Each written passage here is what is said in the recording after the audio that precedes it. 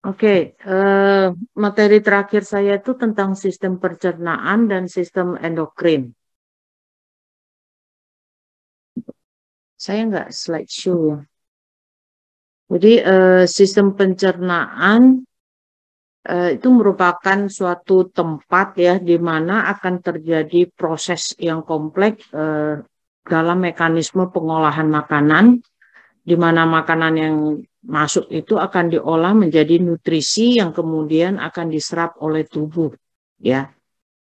Jadi di sini sistemnya dimulai dari mulut sampai dan berakhirnya di anus melalui serangkaian proses pencernaan di mana berfungsi menerima segala macam makanan dan minuman yang masuk ke tubuh, kemudian dicernakan dan diubah menjadi energi dan sisanya akan dibuang melalui pengeluaran sisa dari proses tersebut. Pada dasarnya, sistem pencernaan makanan dalam tubuh manusia terjadi di sepanjang saluran pencernaan. Nah, jadi untuk mekanisme proses pencernaan itu dibutuhkan organ ya, organnya dalam bentuk saluran pencernaan makanan. Di sini saluran ini berfungsi menerima makanan dari luar, kemudian mengolahnya untuk dipersiapkan diserap oleh tubuh dengan jalan proses pencernaan, yaitu dimulai dari mulut dengan mengunyah, kemudian mulai menelan.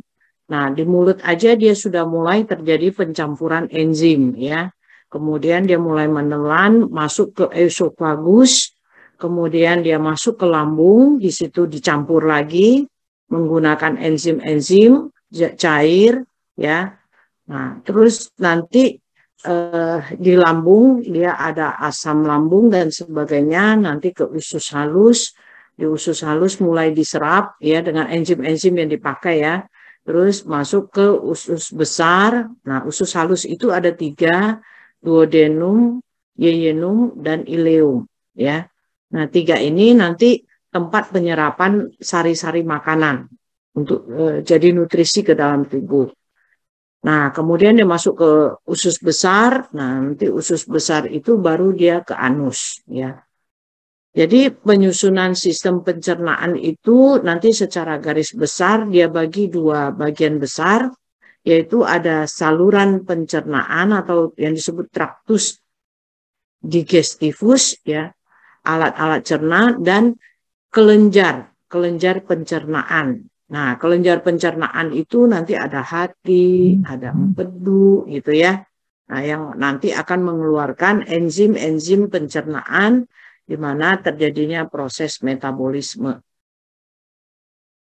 Nah, kalau kita lihat sistem cerna ya, ini ada salurannya mulai dari mulut ya, dari mulut kemudian dia ke faring ya, ke faring terus ke esofagus, ini esofagus, kemudian nanti dia ke lambung ya, ini lambung, kemudian dia akan ke usus halus di daerah sini ya, usus halus.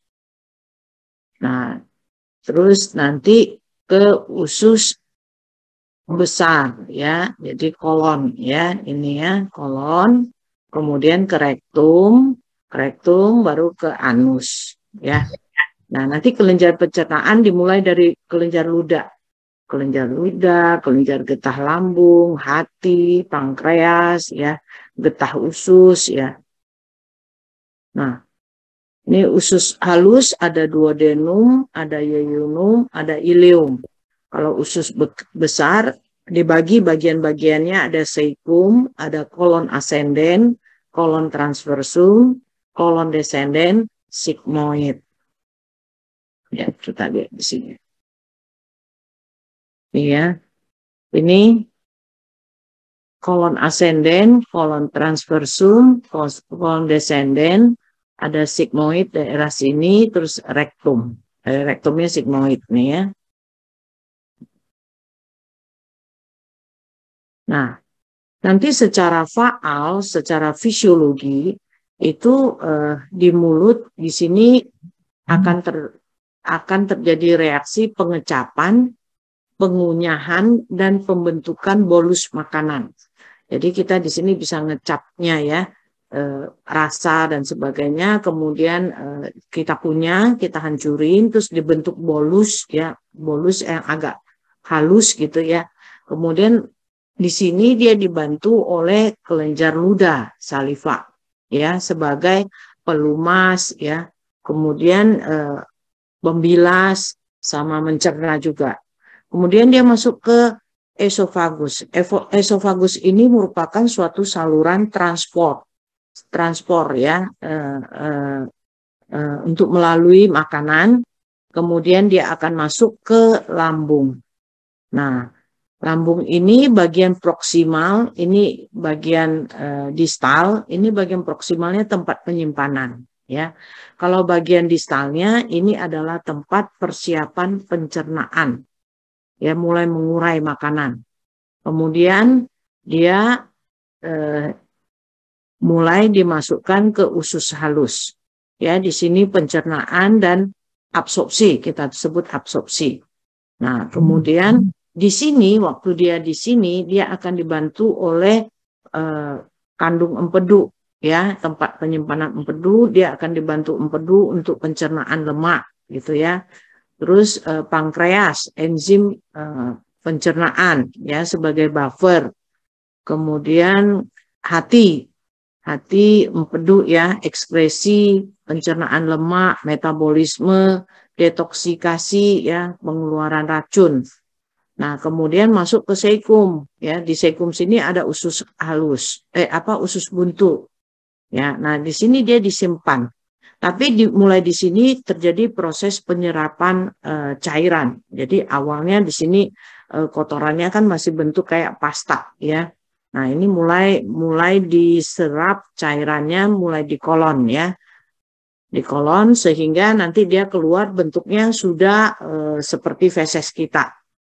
Nah, makanya jangan nahan feses lama-lama ya. Nanti dia selama di kolon dia akan diserap airnya. Kalau disimpan lama-lama 3 hari, seminggu, kering sehingga sulit untuk dikeluarkan. Nanti jadi konstipasi ya, susah BAB. Nah, dari kaikum ascenden ya, kolon ascenden, kolon transversum, kolon descenden ya, di sini juga terjadi absorpsi ya, pokoknya daerah kolon. Kemudian dia akan masuk ke rektum. Rektum ini sigmoid. Ini penyimpanan untuk ekskresi. Jadi nanti kalau situ sudah penuh, akan ada rangsangan ke otak kita untuk BAB ya, untuk pelepasan. Nah, ini saluran cernanya ya. Panjangnya sekitar 9 meter ya, dari mulut sampai anus. Mempunyai dinding dengan 4 lapisan ya, kalau kita lihat secara histologi, ada mukosa. Mukosanya terdiri dari epitel, ada jaringan konektif longgar dan ada otot polos. Kemudian ke submukosa ada jaringan konektif longgar dengan pembuluh darah, saluran limfe ya, limpatika, saraf dan kelenjar. Nanti ke lapisan muskular, ini yang bagian dalam dia bentuknya sirkuler, bagian luar longitudinal.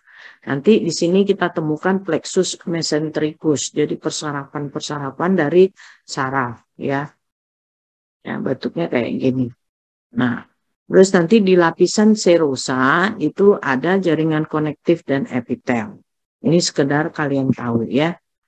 Nah, proses dan fungsi pencernaan ini ingesti, pergerakan makanan, kemudian ada digesti, penyederhanaan bentuk makanan.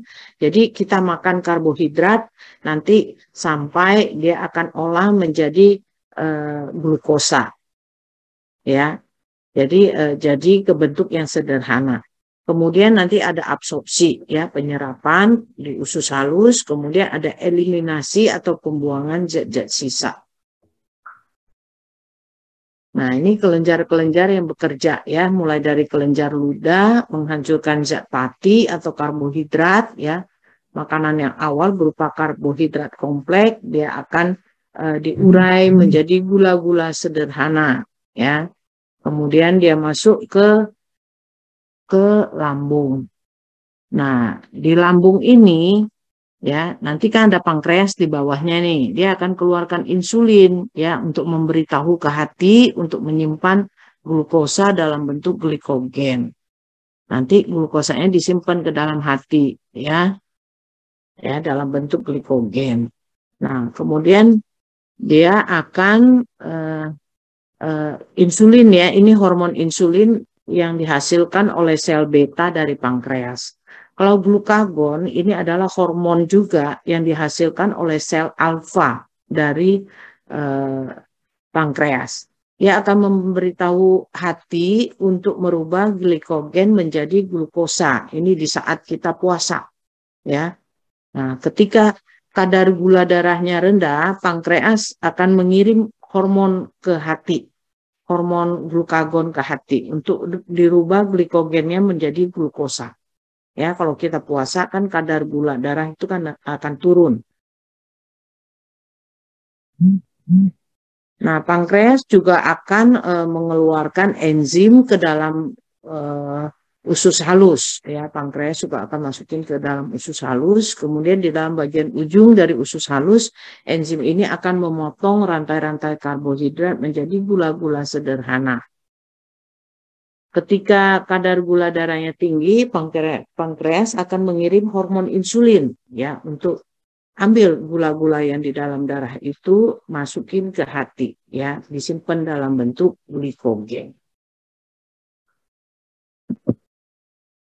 Nah, penyakit-penyakit penting pada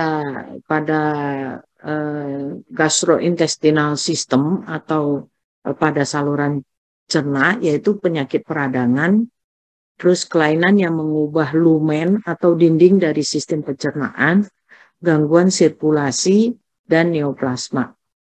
Nah, contohnya peradangan, ya mulai dari mulut yang kita sebut stomatitis atau sariawan, ya. Peradangan mukosa mulut yang muncul seperti tukak mukosa. Jadi permukaan dari mukosanya terkelupas ya. Kalau putih gini namanya leukoplakia. Penyebabnya bisa virus, bisa jamur ya kayak gini ya. Nah, sering kita lihat di mulut bayi-bayi itu ya, banyak banget. Ada penyakit mulut yang lain periodontitis karena di mulut kita itu ada gigi ya. Terus tempat nempel giginya itu gusi. Nah, jadi ada periodontitis di sini peradangan gusi dan jaringan yang membentuk kantong gigi yang dapat berkembang menjadi gingivitis purulen ya. Kalau kita pencet tuh bisa keluar nanah gitu ya. Jadi terbentuk abses periodontal. Abses itu kayak bisul gitu, jadi ada nanahnya. Nah, ini periodontitis yang ditakutkan adalah merupakan suatu komplikasi pembusukan gigi akibat adanya karies ya. Jadi giginya lubang terus nggak dirawat, kemudian dia jadi komplikasi, terjadi pembusukan gigi, jadi periodontitis. Etiologinya bisa karena bakteri saprofitik yang berdiam di dalam mulut ya, yang awalnya dia flora normal menjadi flora patogen. Nah, terus masuk ke dalamnya ada faringitis ya. Kalau misalnya sekarang kita banyak ngomong nanti jadi kering tenggorokan, kita nelen sakit. Nah, itu faringitis ya. Kalau terjadinya mendadak ya akut ya. Kalau terjadinya lama gitu ya di atas seminggu gitu, nah masuknya faringitis kronis.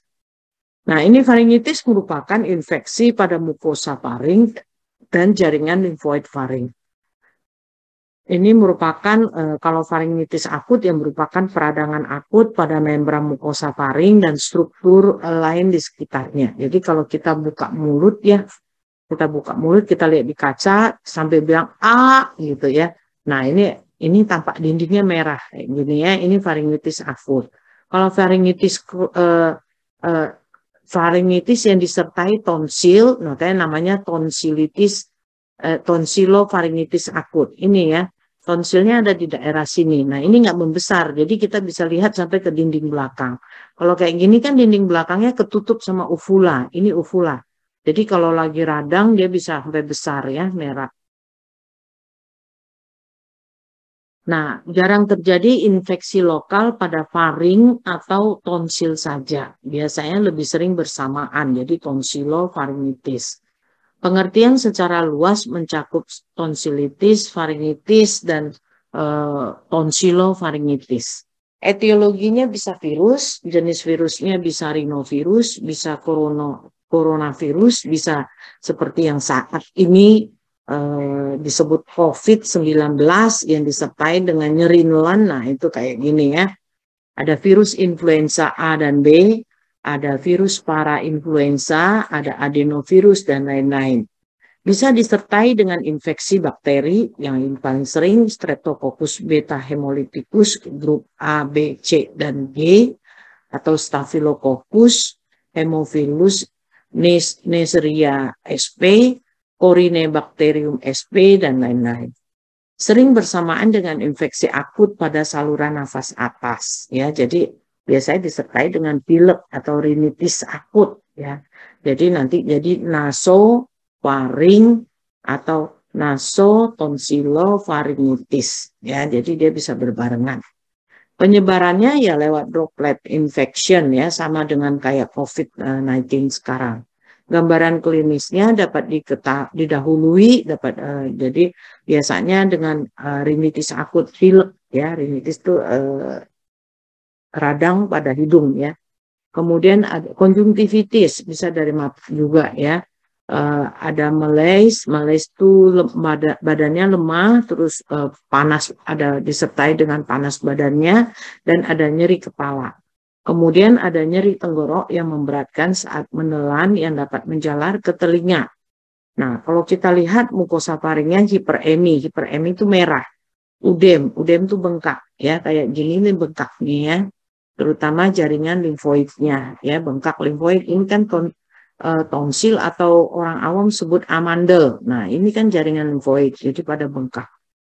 Terus tampak garis-garis mukopus, kadang-kadang tampak folikel pustular. Jadi kadang-kadang tampak di sini ada nanah-nanahnya, ya. Nah, dapat terjadi limfadenopati kelenjar leher. Jadi kita pegang kelenjar lehernya membesar, ya. Terus bisa menyebar sampai ke bawah lagi, ke laring, ya. Sampai suaranya menjadi parau. Jadi suaranya jadi serak-serak gitu. Terus pasiennya juga batuk-batuk. Jadi penyakitnya ini bisa ke hidung, bisa ke bawah jadi batuk-batuk, ya. Ada faringitis kronik non-spesifik. Ya, ini etiologinya beberapa sumber infeksi yang dicurigai berhubungan dengan faringitis kronik non-spesifik seperti sinusitis kronik, ya, gingivitis, bronkiektasis, bronkitis kronik, karies gigi, iritasi dari rokok atau asap industri. Nah, gambaran klinisnya bagaimana? Ya, rasa dia tidak enak, yang lama, ya kan kronik nih, kronik, jadi rasa tidak enak lama di tenggorokan, ada nyeri saat menelan, kadang-kadang disertai dengan rasa sakit di telinga. Sekarang kita masuk ke lambung, ya, ada sindroma dispepsia. Dan ini namanya sindroma ini bukan istilah dari suatu penyakit, tapi dia merupakan kumpulan dari beberapa gejala atau keluhan, ya, seperti nyeri di ulu hati, ya, di ulu hati itu namanya epigastrium. Ada rasa nyerinya itu seperti ada rasa panas, ya, di epigastrium, di ulu hatinya. Ada rasa tidak nyaman atau discomfort dari epigastrium. Mungkin disertai dengan kembung. Kemudian pasien ada keluhan mual, muntah. Terus kalau makan dia rasanya cepat kenyang, ya. Jadi begah, kayaknya perutnya kok melar gitu, ya. Ada rasa menyesak, jadi menekan ke ulu hati ke atas. Jadi nafasnya jadi pendek, nggak bisa panjang gitu, ya. Nah, keluhan-keluhan tersebut tidak harus ada semua pada pasien, pada seorang pasien sindrom dispepsia. Bisa beberapa aja, ya, jadi nggak usah semua gejala harus ada. Nah, keluhannya tuh bisa episodik atau menetap. Episodik itu hilang timbul, ya. buat orang awam kalau ada gejala-gejala seperti ini dia akan bilang ini sakit mah nih. Jadi dia akan cari obat di warung ya. Nah, penyakit sindrom dispepsia ini bisa berkisar ya dari ringan sampai berat, sampai harus dirawat di rumah sakit ya. Nah, epidemiologinya sekitar 15-30% dari populasi umum pernah mengalami dispepsia, dijumpai 30% dari pasien dokter praktek umum. Jadi pasien banyak banget kok pasien yang kayak gitu berobat ke dokter umum. 60% dari semua pasien kita temukan di klinik gastroenterologi. Jadi khusus di klinik penyakit saluran cerna ya. Di negara barat tuh prevalensinya antara 7-41%. Yang berobat itu kira-kira 10-20% karena rata-rata kan bisa cari obat di warung ya. Di Indonesia data secara nasional itu secara pasti belum ada ya. Cuman per rumah sakit ada. Kalau per rumah sakit kita bisa dapat, tapi dia kumpulin secara nasional belum. Nah, etiologi dari dispepsia ini dia timbul sebagai akibat dari gangguan bisa karena gangguan pada saluran cerna atas seperti penyakit tukak gaster. Jadi tukak tuh luka ya, luka di lambung. Ulkus ya, ulkus juga tukak ya. Ulkus di duodenum, di usus halus. Terus inflamasi peradangan, gastritis atau duodenitis ya, atau ada tumor gaster atau gastropati akibat konsumsi obat misalnya NSAID atau OINS atau ASA ya, makanya obat-obat itu tidak bisa dikonsumsi seenaknya mau-maunya kan sekarang pasien sok tahu semua ya. Kayak kemarin COVID ya awal-awal pakai obat cacing lah, pakai segala macam lah. Cacing sama virus bedanya jauh banget gitu. Tapi wow dijualin seenaknya gitu ya. Nah itu kepinteran. Rakyat Indonesia kepinteran. Jadi akhirnya dia sakit karena gara-gara minum obat. Bukan obat yang menyembuhkan, tapi justru tambah sakit yang lain ya. Nah, etiologi dispepsia juga bisa disebabkan karena penyakit hati, pankreas, ya biliar itu saluran empedu ya, atau kandung empedu. Nah, jadi pada hepatitis kalau sakit hati itu penyakit hati itu hepatitis peradangannya ya. Kalau pankreas jadi pankreatitis. Kalau kandung empedu biliarnya itu kolesistitis ya, radang pada kandung empedu. Nah, penyakit sistemik yang lain seperti DM ya, GGK, hamil, PJK, chronic heart failure CHF, PJK itu penyakit jantung koroner. Ada gangguan fungsional yang non organik ya, jadi non ulkus itu ditemukan sekitar 30% tanpa kelainan. Nah, ini hasil endoskopi ya di RSCM, ini hasil yang lama nih tahun 94. Jadi yang ditemukan kasus gastritis itu 295%, jadi hampir setengahnya ya. Nah, patofisiologi dispepsi fungsional ini secara pasti belum diketahui, tapi diduga ada peran dari faktor hipersekresi dari asam lambung ya. Jadi asam lambungnya diproduksi secara banyak, dia akan menggenangi mukosa, dan kita tahu mukosa dari lambung itu hipersensitif terhadap asam. Terus diduga ada faktor infeksi Helicobacter pylori. Ini bakteri, ada bakteri yang menginfus ke lambung ya. Terus dismotilitas, jadi atau gangguan peristaltik, gerakan peristaltik di dalam lambung, misalnya hipomotilitas antrum. Jadi bagian antrum dari gaster dan bagian atasnya itu, nah itu dia tidak bergerak ya, atau gangguan koordinasi antroduodenal. Jadi peristaltiknya itu tidak seimbang antara lambung dengan usus halus, sehingga terjadi perlambatan pengosongan lambung ya. Nah, ada ambang rangsang nyeri yang rendah sehingga distensi gaster dari ringan bisa menimbulkan timbul nyeri. Jadi ambang rangsang orang kan berbeda-beda ya. Ada yang udah parah baru dia rasa nyerinya. Ada yang sedikit aja dia sudah sakit banget gitu ya. Terus ada disfungsi dari otonom. Kita tahu sarafnya kan saraf otonom yang bekerja di lambung. Jadi ada gangguan vagal. Vagal itu nervus ke-10 ya, nervus kranial yang ke-10. Dia kalau dia terganggu maka ada gagal relaksasi proksimal lambung saat makanan masuk. Sehingga orang itu akan merasa cepat kenyang. Ya, jadi begah gitu ya karena relaksasinya terlambat. Kemudian secara psikologis ya stres kehidupan ya berhubungan dengan penurunan kontraktilitas lambung. Ya nggak usah jauh-jauh ya stres kehidupan. Stres buat mahasiswa aja deh misalnya kalau lagi mau ujian ya mana ada selera makan ya nggak rasanya kan nggak pengen makan pokoknya mau ujian dulu gitu ya. Jadi ada stres. Nah, biasanya orang yang stres itu banyakan itu tidak doyan makan. Misalnya ada yang sakit, ada yang meninggal, kita nggak selera makan, ya. Tapi ada orang stres ya kayak mahasiswa stres ujian makannya makin banyak. Jadi begitu selesai ujian dia naik berat badan banyak gitu ya, bisa sampai 5 kilo. Nah, ini gambarannya ya. Ini gambaran kalau kita pakai endoskopi kita melihat ya kalau ini kan gambar tok.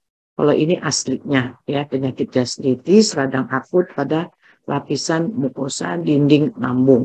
Jadi dia di endoskopi dimasukkan kamera dalam bentuk fiber selang fiber ya terus pasiennya suruh telan dia telan terus nanti di ujungnya tuh ada lensa ada kameranya jadi kita bisa lihat dari luar di komputer ya, terus nanti difoto dari luar ya.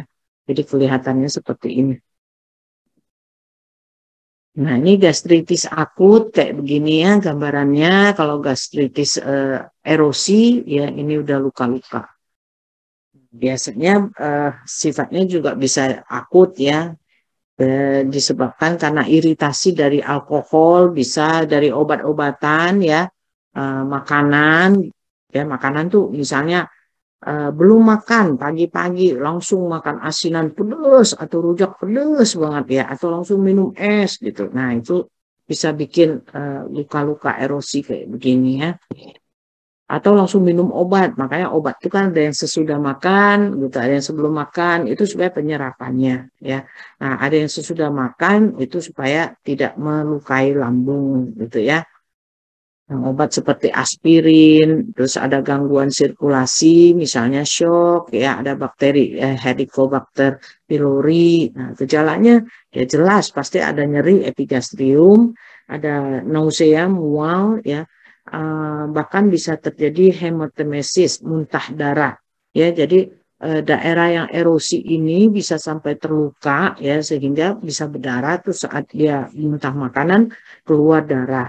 Kalau melena itu darah dari lambung itu turun ke bawah, jadi lewat anus. Ya, biasanya warnanya jadi hitam, ya hitam dan baunya khas. Jadi kalau pernah nyium sekali itu seumur hidup akan ingat, ya. Nah, diagnosis ini bisa ditegakkan dengan gastroskopi atau endoskopi. Nah, ada gastritis yang non-erosif, penyakit kronik yang terdapat dalam bentuk atropik ya yang paling sering dan hipertrofik. Yang atrofik itu bisa di antrum dan di fundus dan gastritis antrum mengenai antrum pylori dan biasanya berkaitan dengan aklorhidria. Nah, tidak ada asam lambungnya ya. Nah, gastritis fundus berkaitan dengan penurunan jumlah sel parietal dalam korpus lambung dan anemia perniciosa. Jadi secara histologi keduanya serupa. Gejala klinis ini ada sindrom dispepsia, ada nyeri epigastrium atau ulu hati, ada kembung, begah, mual, muntah, anoreksia, ya rasa mau muntah gitu ya. tambah berat karena stres. Kelainan fisik minimal ya biasanya nyeri tekan di epigastrium, pemeriksaan penunjang kalau dengan endoskopi kita akan temukan adanya hiperemis ya itu hipersekresi, reflux empedu, ada erosi ya mungkin ditemukan kalau ini tidak ditemukan gastritis itu tidak ditemukan ulkus kecuali ada ulkus peptik. Nah, komplikasinya apa? Nah, kalau dia coel gitu ada lukanya ya lama-lama kan bisa kena pembuluh darah ya, jadi terjadi pendarahan. Terus kolik, kalau dia nyerinya hebat banget jadi kolik abdomen. Atau bisa terjadi dehidrasi karena pasiennya kan muntah-muntah tuh ya.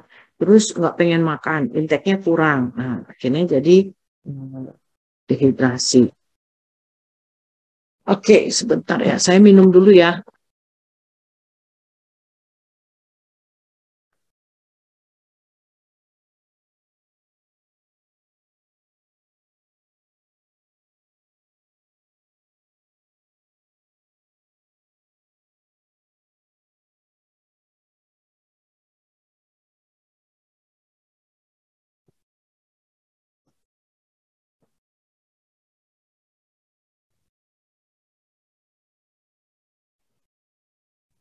Berikutnya ke penyakit tukak peptik ya, ulkus peptikum ya. Jadi sampai luka kayak begini ya, kayak borok gitu ya. Ini merupakan penyakit multifaktor yang ditandai dengan defek dalam pada mukosa yang meluas ke submukosa, ke lapisan lebih dalam ya. Dan bahkan ke muskularis lambung atau duodenum. Nah, defek mukosa ini mengandung sel-sel radang ya dan ada jaringan granulasi. Tukak mungkin menyembuh dengan pembentukan jaringan parut. Biasa ya kalau ada borok kan kalau sembuh, kalau kita obati sembuh dia jadi jaringan parut ya. Dan ada reepitelisasi defek mukosa di atasnya. Nah, kalau erosi pembuluh darah di dasar tukak itu kalau kena sampai ke pembuluh darah, makanya dia akan menimbulkan perdarahan. Komplikasinya perluasan tukak melalui lapisan serosa, kemudian dia bisa sampai perforasi. Perforasi itu nembus keluar jadi jebol ya, jadi pecah ya. Lambungnya bisa pecah ya atau usus halusnya bisa pecah. Jadi akhirnya isi-isi dari lambung atau usus halus itu masuk ke rongga abdomen ya, rongga perut, masuk ke rongga peritoneum sehingga menimbulkan peritonitis, peradangan peritonitis. Nah, peritonitis ini penyakit darurat ya, jadi harus segera ditolong. Kalau enggak, dalam hitungan waktu yang singkat, ini pasien bisa meninggal karena sepsis dan sebagainya. Ya. Nah, ada peradangan usus halus ya, ini jarang dijumpai. Biasanya tuh enteritis yang paling sering ya, keluhannya ya diare ya. Nah, yang pertama biasanya dilakukan biopsi ya. Yang kedua pada bahan pasca mortem kita temukannya ya. Jadi sesudah orang itu meninggal, kita otopsi, kita lihat, oh ternyata dia lagi diare ini pasien gitu ya. Mukosa ususnya mengalami autolisis dengan demikian. Kalau di otopsi itu harus cepat karena pembusukan pertama pada mayat itu adalah di usus ya di rongga perut karena dia cepat mengalami autolisis ya, jadi harus segera dinilai. Nah, biasanya ditemukan bakteri toksigenik ya yang menyebabkan diare, misalnya kolera mempengaruhi fungsi sel usus tetapi tidak menimbulkan tanda morfologi peradangan mukosa. Nah, peradangan usus besar yang paling sering adalah kolitis ulceratif ya, jadi kayak sariawan juga gitu ya, kayak buka gitu. Penyakit pada usus besar yang menimbulkan kelainan patologis itu biasanya paling sering terjadi di usus buntu, appendix, dan di ilium distal ya, atau disebut backwash ileitis. Nah, perubahan dini terbatas pada kriptus usus. Jadi usus itu kan ada lipatan-lipatannya, itu namanya kriptus, ya. Nah, mengalami invasi dan di dalamnya ditemukan ada sel radang PMN, polimorfonuklear. Biasanya kalau akut itu neutrofil, ya. Nah, nanti yang ini akan membentuk abses dari kriptusnya, dari abses itu kriptusnya berisi nanah, ya. Nah, peradangan kemudian menyebar ke permukaan mukosa dan menimbulkan tukak luas confluens mengelilingi sisa-sisa mukosa yang meradang. Regenerasi pulau-pulau epitel, ya ini nggak usah deh, ya kalian nggak usah hafal sampai segitu. Nah, gangguan sirkulasi bisa terjadi di saluran cerna, bisa iskemia akut, bisa iskemia kronik. Kalau akut biasanya sumbatan pada arteri atau vena yang utama, ya biasanya karena adanya trombus atau embolus. Nah, penyumbatan ini bisa menyebabkan infak dari transmural usus yang biasanya bersifat hemoragik. Pada hipotensi akut akibat gagal jantung atau renjatan menyebabkan hipoperfusi usus dan menimbulkan nekrosis multifokal pada mukosa superficial. Kalau iskemik kronik dia disebabkan karena terjadi pada cabang-cabang arteri usus yang lebih kecil atau akibat hipoperfusi kronik pada gagal jantung yang menyebabkan timbulnya nekrotik berupa bercak multifokal pada mukosa. Jadi mukosa iskemik ini akan terlepas dan berbentuklah ulkus, ya, borok. Nah, ada lagi yang disebut divertikulitis, yaitu dilatasi vokal usus di mana mukosa menonjol ke suatu defek dari lapisan otot, ya, kayak gini ya, divertikulan. Kulosis. Penonjolan keluar mukosa tersebut mudah mengalami peradangan yang disebut divertikulitis.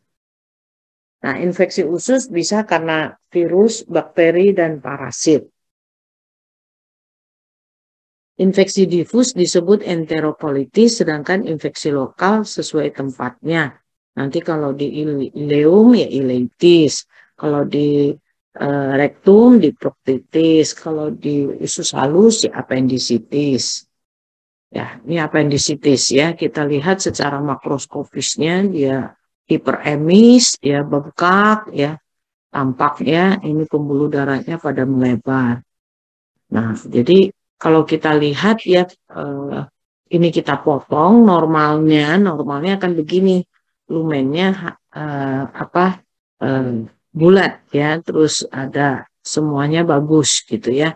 Nah, kalau dia nekrosis begini atau dia lagi peradangan begini, kita potong bisa seperti ini kelihatannya jaringannya. Ya, ini merupakan salah satu infeksi bakteri pada usus yang paling sering terjadi.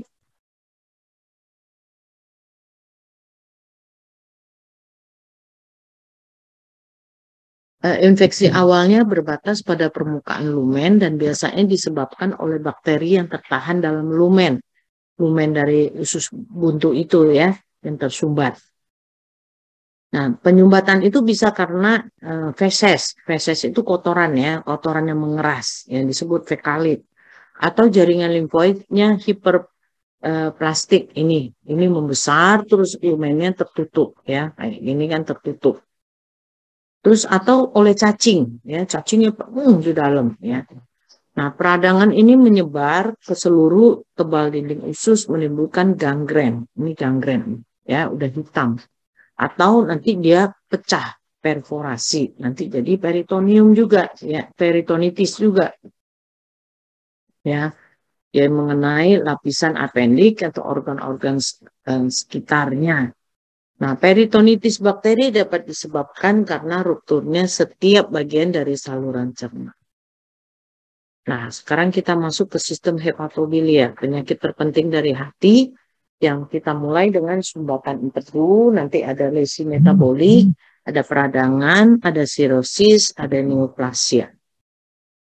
Sumbatan empedu menimbulkan ikterus. Jadi kalau ada sumbatan empedu, pasiennya itu khas, ya warnanya itu mukanya itu kuning kehijau-hijauan. Nah, icterus obstruktif ya, lesi di ductus biliaris ekstrahepatitama misalnya karena adanya keganasan, adanya batu, impaksi batu, bisa juga karena adanya kolangitis sklerotikan. Nah, ini batu empedu. Ya, ini bukan batu kali ya, ini benar-benar nih batu empedu nih. Ini kandung empedu, di dalamnya ada batu, ya. Jadi pembentukan batu empedu ini merupakan penyakit kandung empedu yang paling sering. Batu empedu dapat mengiritasi mukosa secara mekanis menyebabkan peradangan atau ulkus kronik ya. Yang batu segitu banyak gesek-gesekan ya luka mukosanya ya. Nah, pada pasien yang biasanya terjadi pada pasien dengan hiperkolesterolemi. Jadi kolesterolnya tinggi. Mukosa kandung empedu mungkin terinfiltrasi oleh makrofa yang penuh dengan kolesterol. Nanti jadi kolesterolidosis. Ya. Nah, empedu adalah cairan pembawa untuk pembuangan kolesterol bebas dan garam empedunya juga bilirubin. Garam empedu mengemulsi lemak. Nah, kolesterol dilarutkan dalam garam empedu. Bila terjadi penumpukan, dia akan membentuk batu empedu. Penyebabnya itu paling sering di negara industri di mana tinggi kolesterol karena di sana banyak makanan fast food. Di Indonesia juga udah banyak ya, sekarang udah pada fast food semua ya. Dan kemudian berhubungan dengan penambahan usia. Pria dibandingkan wanita itu lebih banyak wanita. Ya, 1:2. Dan biasanya kita pakai 4F ya. 40, jadi umur female, perempuan, 40 di atas 40 tahun, fatty yang agak gemuk ya, yang gemuk, kemudian yang fertil yang melahirkan anak ya. Jadi 4F ya. Dia berhubungan dengan estrogen dan berhubungan dengan obesitas dan bisa mengakibatkan penurunan berat badannya cepat. Gejala klinisnya mula-mula biasanya tanpa gejala, kemudian akan terjadi kolik perut kanan atas, kolik ya, kolik yang luar biasa, sakit yang luar biasa.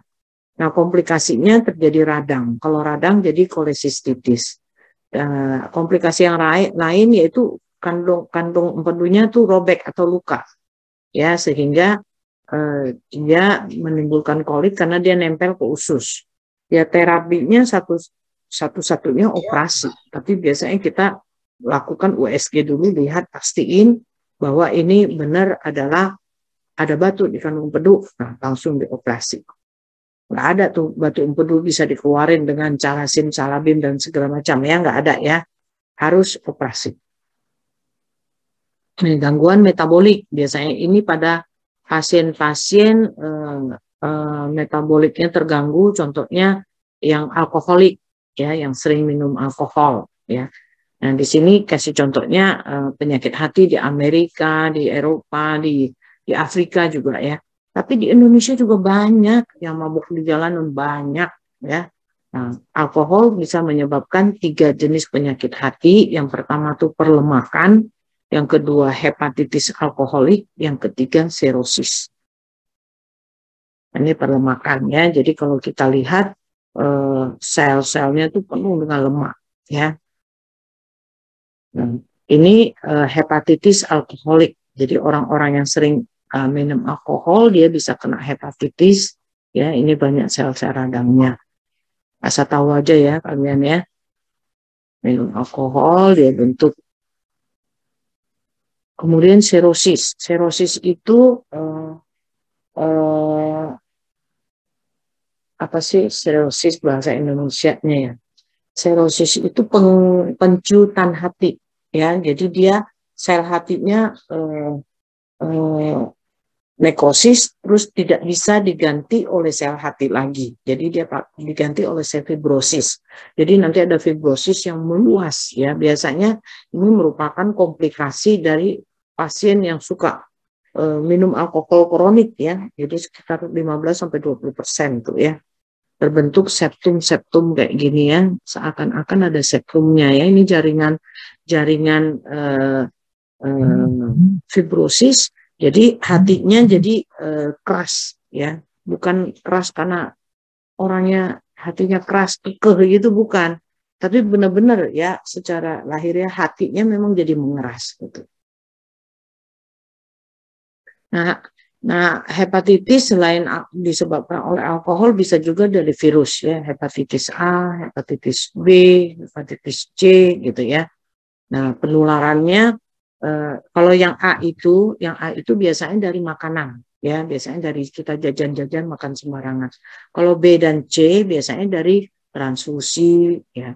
Nah, nanti kan kalian jadi perawat, hati-hati megang jarum ya, karena kalau habis jarumnya dipakai ke pasien yang kena hepatitis, kamu nggak hati-hati nyimpennya, ketusuk sama kamu, nah kamu bisa ketularan ya, tertusuk jarum atau pemakaian jarum suntik bersama pada pasien-pasien narkoba, dia untuk beli resep ya. Toko obat juga kalau ketahuan menjual jarum suntik seenaknya ke pembeli, itu bisa ditangkap ya. Jadi mereka jadi sulit dapatkan jarum suntik sehingga dia pakai jarum suntiknya bersamaan, jadi nggak tahu ada yang kena hepatitis atau enggak.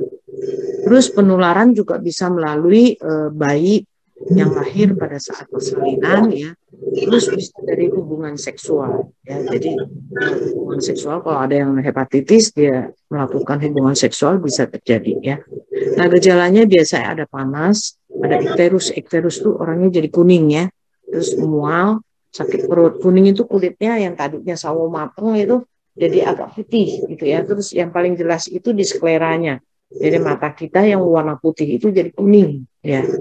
Terus kuku-kuku ini semua kelihatan kuning, pucat gitu ya. Putih itu kalau buat orang yang gelap. Nah, nanti kita periksa laboratorium, HBsAg-nya positif atau HBcAg positif. Jadi tergantung hepatitis B atau C yang kena. Nah, biasa terapinya kita pakai antivirus ya, terus kasih obat anti panas, antipiretik, kemudian biasanya bed rest total, jadi istirahat. Komplikasinya kalau dari akut ya dia bisa jadi kronik, bisa jadi serosis serosis hati atau serosis hepatis, bisa jadi karsinoma hati. Hepatitis virus akut pada sebagian nggak usah ya, ini nggak usah, terlalu kedokterannya terlalu besar. Nah, penyakit serosis ini yang harus dihafalin. Ini gambarannya ya. Ini perlemakan hati, jadi hatinya berwarna kuning, licin ya. Kalau kita lepasin ini, kita taruh di air, di ember, itu dia ngambang. Ya, minyak itu kan ngambang ya. Ini yang hemokromatosis, ini yang serosis biliar ya. Jadi serosis pada saluran empedu, sehingga empedunya keluar ya, jadi masuk ke hati, jadi warnanya kuning. Pelemakan hati biasanya pada pecandu alkohol. Kalau sirosis berpigmen coklat atau hemokromatosis ini sering pada penyakit hati stadium akhir ya. Jadi penumpukan zat-zat besi dalam hati. Kalau warna kuning kehijauan dia sirosis biliaris. Nah, diagnosis serosis ini secara tentatif ya, ada gagal hati, jadi simpanan lemak ini fatty liver berkembang menjadi fibrosis hati, kemudian menjadi serosis. Nah, sekarang kita masuk ke endokrinologi, tentang endokrin, jadi pencernaan selesai. Endokrin berasal dari kata endokrin dan logi ya. Endokrin itu kelenjar endokrin, kelenjar penghasil hormon. Logi itu ilmu. Jadi endokrinologi adalah ilmu yang mempelajari tentang kelenjar endokrin dan hormon yang mempengaruhi proses homeostasis dan fungsi fisiologi tubuh. Nanti endokrin ini bisa bekerja sama dengan sistem saraf. Fungsi dasar dari sistem endokrin ya adalah komunikasi dan regulasi dalam mempertahankan homeostasis. Kelenjar endokrin itu merupakan kelenjar yang menghasilkan hormon, ya, yang mensekresi hormon.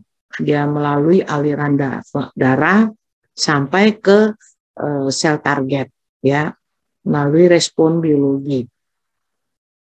Jadi kelenjar ini tidak mempunyai saluran. Jadi salurannya lewat pembuluh darah. Ya, contohnya kelenjar apa? Kelenjar tiroid, kelenjar adrenal, ovarium, testis, pankreas, gitu ya. Hormon itu zat aktif yang dihasilkan oleh kelenjar endokrin yang masuk ke dalam peredaran darah untuk mempengaruhi jaringan secara spesifik.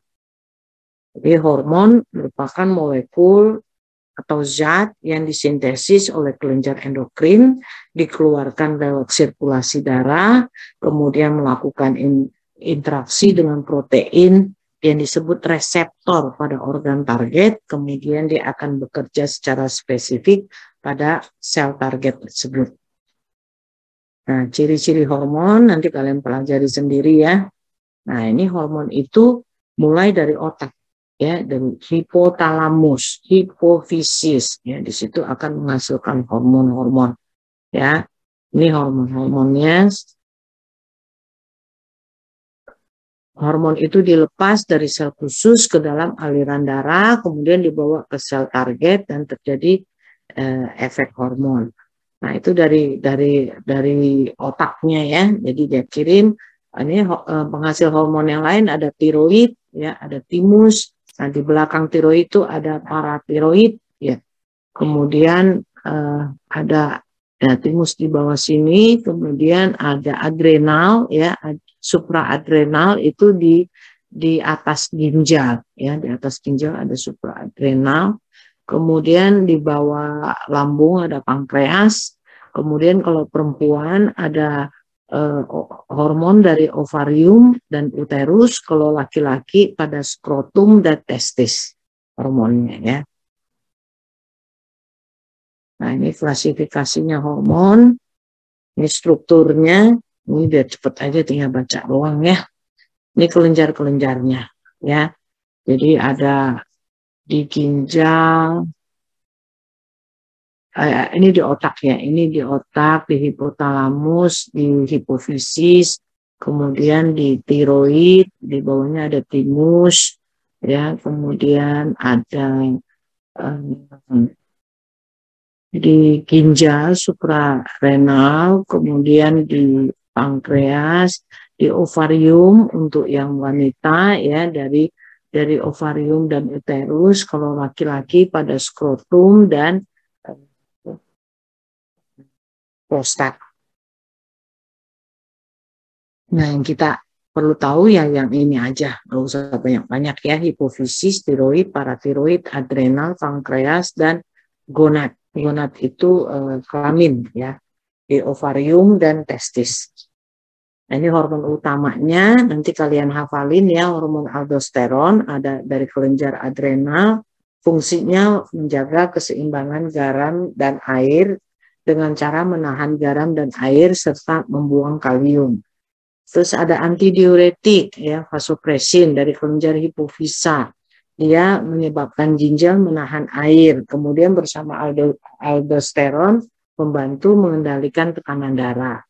Ada kortikosteroid dari kelenjar adrenal. Ini anti peradangan. Ya, ini silakan dihafal hormon-hormon. Ya, bisa dibaca satu-satu ya. Nah, sekarang kelenjar hipofisis ya, ada yang bagian anterior, ada yang posterior. Kalau yang anterior nanti dia akan menghasilkan hormon ACTH, hormon TSH, FSH, LH, GH, dan TRL, prolaktin. Ya, ini macam-macam jenis-jenisnya. Kebanyakan hafal ya. Kalau bus posterior, dia akan mempunyai target ini oksitoksin dan hormon ADH.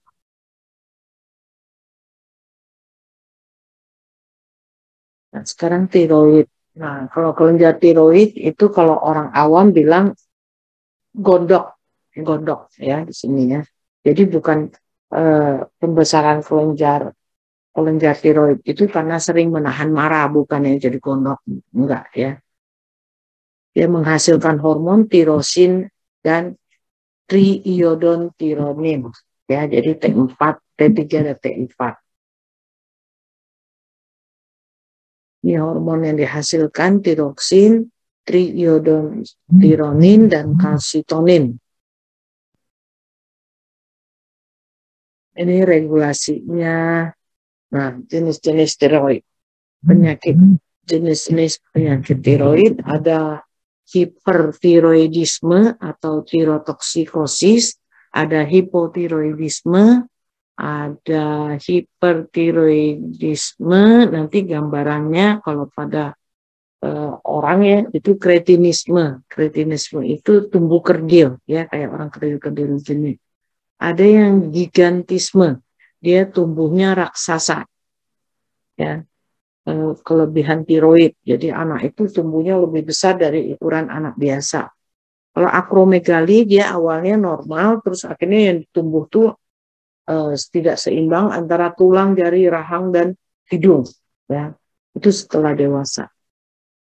Nah, kelenjar paratiroid itu ada di belakang tiroid, ya. Terus ada 4 biji nih kayak kacang yang di belakang tiroid.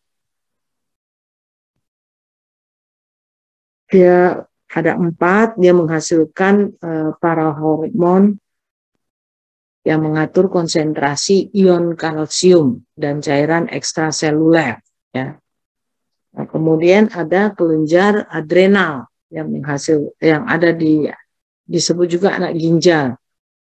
Ya, terdiri dari korteks dan medula, dia menghasilkan hormon. Bagian korteksnya menghasilkan mineralokortikoid dan glikokortikoid. Bagian medula menghasilkan adrenalin, epinefrin, dan norepinefrin. Ya, ini mekanismenya. Nah, sekarang masuk ke kelenjar pankreas.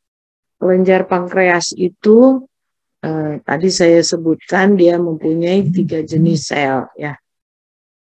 Yang paling sering kita pelajari yang alfa menghasilkan glukagon, yang beta menghasilkan insulin ya. Prosesnya. Nah, kelenjar gonad itu merupakan kelenjar kelamin pada laki-laki dan perempuan. Kalau pada perempuan bisa menghasilkan estrogen dan progesteron.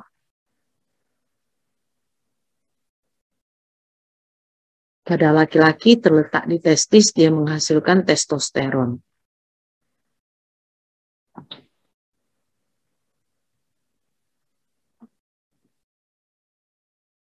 Nah, kalau di ovarium dia menghasilkan FSH dan LH, ya. Tinggal dibaca aja hormonnya. Nih FSH dia dikeluarkan oleh hipotalamus untuk FSH RH, follicle stimulating hormone releasing hormone. Dia dirangsang oleh hipotalamus, dirangsang hipotalamus merangsang hipofisis mengeluarkan FSH. Ya. Kalau LH dia juga mengeluarkan LH. Kalau PIH prolaktin inhibiting hormone ini menghambat hipofisis mengeluarkan prolaktin. Ya, jadi hormon-hormon ini harus dipelajari satu persatu fungsinya ya. Ini untuk hormon FSH dan LH nanti akan kita lihat fungsinya dari grafik. Jadi pada masa menstruasi kan rata-rata berlangsung selama 2-8 hari. Pada saat itu endometrium atau selaput rahim itu luruh atau dilepaskan ya, sehingga keluarlah menstruasi, timbul perdarahan. Nah, saat itu hormon-hormon ovarium berada dalam kadar paling rendah. Kemudian setelah menstruasi ada masa proliferasi, ya. Itu sekitar 14 hari dia untuk membangun kembali endometriumnya untuk persiapan nidasi, persiapan penempelan calon janin, ya, kalau ada pembuahan.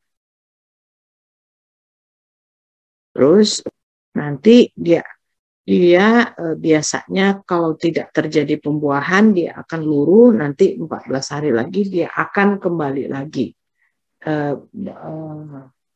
tumbuh lagi. Nah, biasanya pada fase itu di antara hari ke-12 sampai 14 itu terjadi pelepasan sel telur, ya, indung telur atau disebut ovulasi.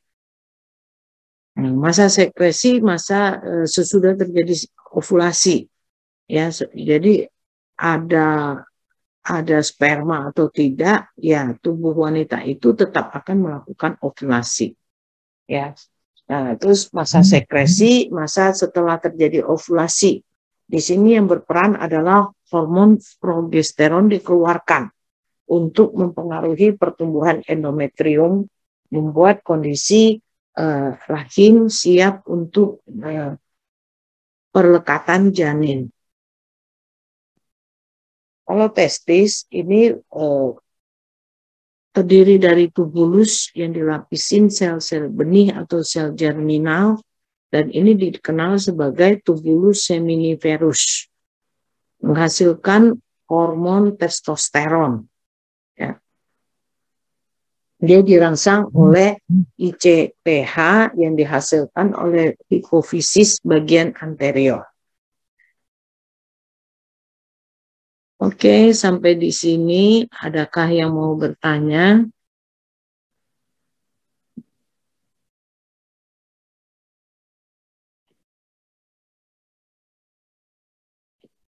Kalau tidak ada, kita masuk ke presentasi, ya.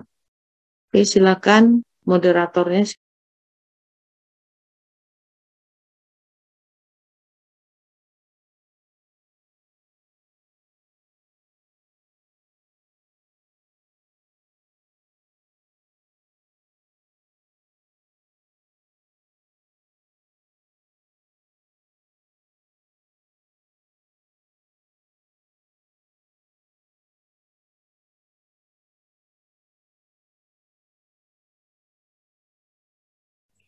Baik, izin masuk Ibu. Assalamualaikum warahmatullahi wabarakatuh. Selamat pagi dan salam sejahtera bagi kita semua. Yang terhormat, Ibu Dr. Maria Sylvester Tadeus, Magister Biomed, selaku dosen mata kuliah patofisiologi pada pagi hari ini. Adapun topik yang akan kami bahas adalah proses patofisiologi pada sistem pernapasan dan sistem kardiovaskuler. Perkenalkan, nama saya Rizky Hairunisa selaku moderator yang akan membantu berjalannya diskusi pada kelompok 10 NER 1A. Adapun kelompok 10 kelas NER 1A, slide-nya boleh di next, Rizka.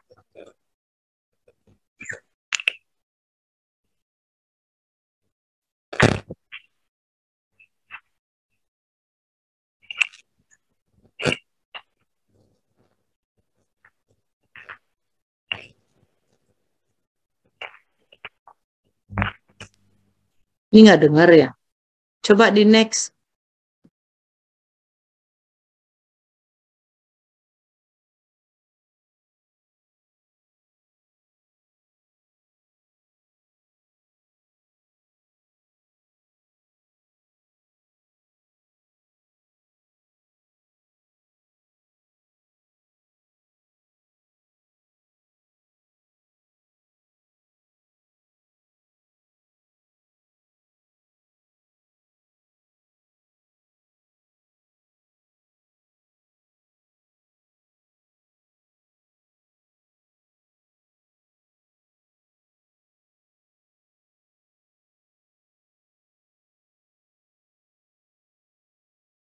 Baik, maaf Ibu, izin melanjutkan.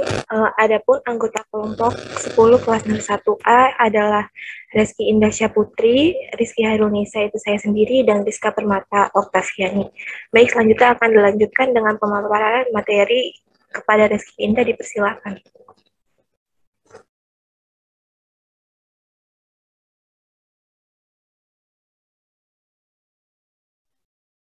Pengertian sistem pernafasan. Sistem pernafasan adalah sistem kompleks yang berfungsi secara independen dan secara kondependen dengan beberapa sistem lain. Sistem pernafasan pada saluran nafas bagian atas terdiri dari hidung, rongga mulut, dan faring. Sistem pernafasan pada saluran nafas bagian bawah terdiri dari laring, trakea, bronkus, dan bronkiolus dengan perluasan saluran ke alveolus, tempat terjadinya pertukaran gas. Kedua paru-paru terdiri dari apeks. Lobus kanan terdiri dari 3 lobus, yaitu superlobus kanan atas, lobus kanan tengah, dan lobus kanan inferior. Lobus kiri terdiri dari 2 lobus, lobus kiri atas, dan lobus kiri bawah. Next. Saluran nafas atas, anterior nares atau nostril. Saluran dalam lubang hidung bermuara di vestibulum hidung. Mengandung kelenjar sebaceus ditutupi bulu kasar. Nasal cavity atau rongga hidung dilapisi selaput lendir mengandung pembuluh darah. Dilapisi sel epitel berambut dengan selender. Fungsinya adalah sebagai tempat penyaringan udara, penghangatan, dan kelembapan udara. Next.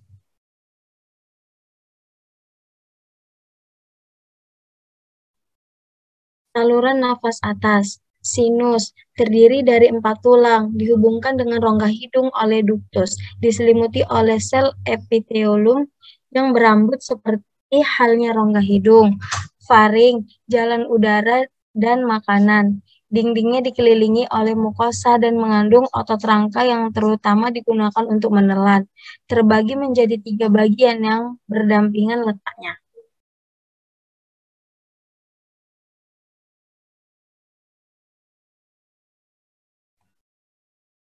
Saluran nafas bawah, laring, disebut juga kotak suara atau menghasilkan suara, mencegah tersedaknya bahan-bahan masuk ke dalam saluran nafas bawah, trakea.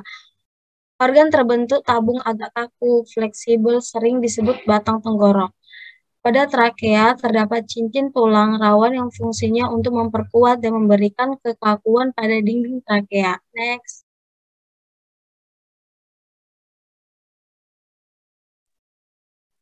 Saluran nafas bawah, cabang bronkus, mirip percabangan teratas dari sistem pengkonduksi udara yang berasal dari bronkus kiri dan kanan.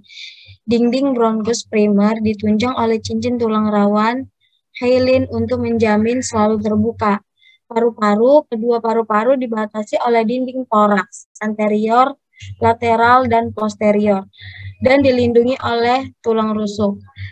Paru-paru dipisahkan satu sama lain oleh mediastinum. Pleura, permukaan luar tiap paru-paru berdekatan dinding toraks internal yang dibatasi oleh membran serosa pleura yang dibentuk oleh epitelium squamosal. Next.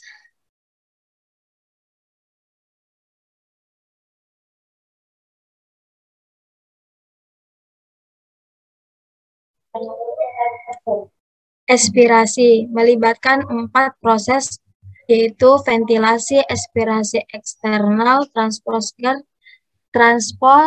gas respirasi di dalam darah, 4 respirasi internal. Next. Patofisiologi sistem pernapasan. Next.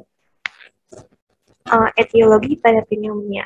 Pneumonia atau pneumonia adalah peradangan pada struktur paru-paru, yaitu alveolus dan bronkiolus. Mekanisme ini diklasifikasikan sebagai khas pada bakteri, virus, jamur, hitoplasmosis, jamur Cryptococcus, dan mycobacteri non-tuberkular. Pneumonia dapat disebabkan oleh agen infeksius seperti bakteri dan virus, dan agen non-infeksius seperti sekret lambung yang disedot ke paru-paru. Selanjutnya. Manifestasi klinis pada pneumonia adalah batuk produktif atau non-produktif, kelelahan, nyeri pleuritik, sesak napas, demam, kedinginan, bunyi paru abnormal misalnya ronki atau rales, takipnea atau napas yang tersenggal-senggal, perubahan status mental terutama saat memasuki tua.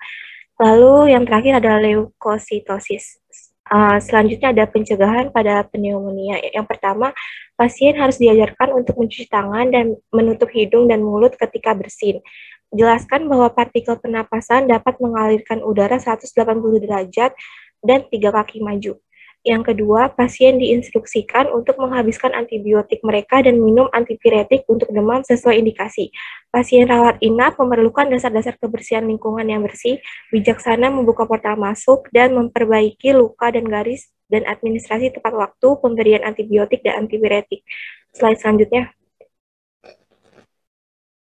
Tuberkulosis paru atau TBC. Etiologinya itu, tuberkulosis adalah infeksi melalui udara yang disebabkan oleh partikel kecil yang tidak terlihat dan disebut droplet nuklei, yaitu terpendam dalam sekret pernapasan orang dengan tuberkulosis aktif. Bakteri ini akan hidup di dalam kondisi padat dan terbatas yang akan meningkatkan risiko penyebaran penyakit. Disebabkan oleh Mycobacterium tuberculosis, bakteri aerobik berbentuk batang yang resisten terhadap kerusakan dan dapat bertahan dalam lesi nekrotik. Selanjutnya, manifestasi klinis pada TBC yaitu suhu tubuh rendah, penurunan berat badan, keringat malam atau diaforesis, batuk non-produktif yang kemudian menjadi produktif, dahak berlumuran darah, tes kulit positif, anoreksia, dyspnea nantinya dalam perkembangan penyakit, dan yang terakhir ada bunyi paru abnormal misalnya rales atau ronki. Selanjutnya pada patogenesis. Yang pertama, primary tuberculosis. Terjadi ketika hasil pertama kali masuk tubuh, bentuk penyakit yang berkembang pada seseorang yang sebelumnya tidak pernah terkena. Biasa terjadi pada anak kecil atau orang dewasa dengan infeksi HIV. Gejala yang ditimbulkan tidak spesifik seperti demam, penurunan berat badan, kelelahan, dan keringat pada malam hari. Yang kedua, secondary tuberculosis. Ketika infeksi primer tidak bisa diobati atau dikendalikan, maka tuberkulosis akan berkembang menjadi tuberkulosis sekunder. Sering terjadi dalam situasi gangguan mekanisme pertahanan tubuh. Gejala yang ditimbulkan sama seperti pada tuberkulosis primer, tetapi terkadang pada jenis ini akan ada gejala batuk yang awalnya kering dan berubah menjadi dahak, purulen, kadang-kadang bercampur darah. Next, selanjutnya. Diagnosa. Prosedur diagnosa tuberkulosis biasanya dimulai dengan tes kulit TB atau tes Mantoux. Untuk tes kulit TB, sejumlah kecil tuberkulin turunan protein murni disuntikan tepat di bawah dermis. Jika orang tersebut telah dipengaruhi oleh basil, maka akan timbul kemerahan di area yang disuntikan. Sebaliknya, orang yang belum dewasa, misalnya anak-anak atau penderita HIV atau AIDS, maka sistem kekebalan tubuh mungkin tidak menghasilkan cukup respon untuk tes positif.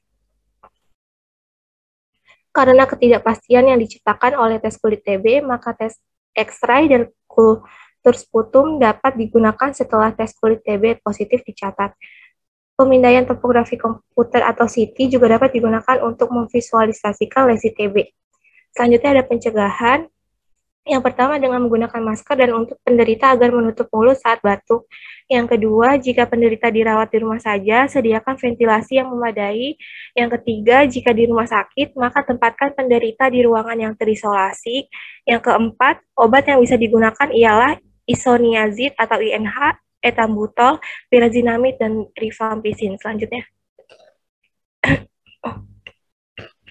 Rhinosinusitis. Etiologinya rinitis yang berarti peradangan pada saluran hidung dan sinusitis untuk peradangan sinus. Penyebab umumnya ialah kondisi di mana menghalangi ostium sempit yang mengalirkan sinus atau terjadi ketika adanya infeksi saluran pernapasan atau virus yang menghalangi osteomeatal. Rhinosinusitis akut dapat disebabkan oleh virus, bakteri, atau virus bakteri. Dalam kebanyakan kasus, infeksi bakteri didahului oleh infeksi saluran pernafasan atau virus, yang pada gilirannya menyebabkan peradangan dan obstruksi kompleks osteomeatal. Slide selanjutnya.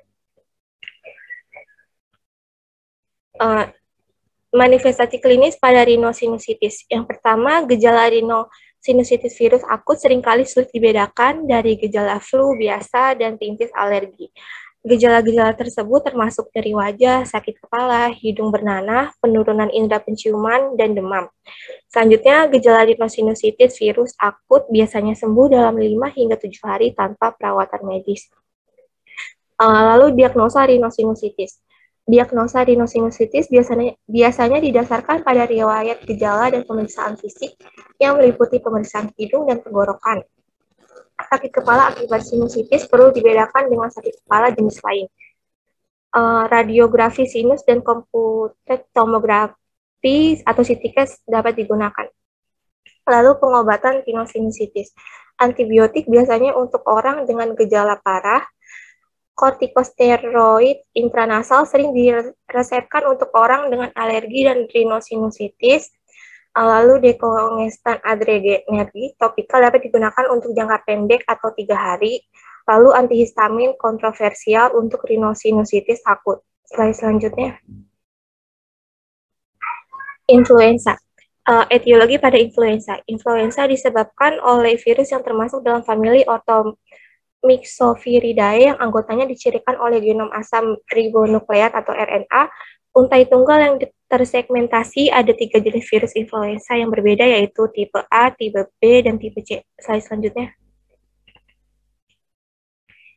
Patogenesis pada virus influenza. Virus influenza dapat menyebabkan 3 jenis infeksi, yaitu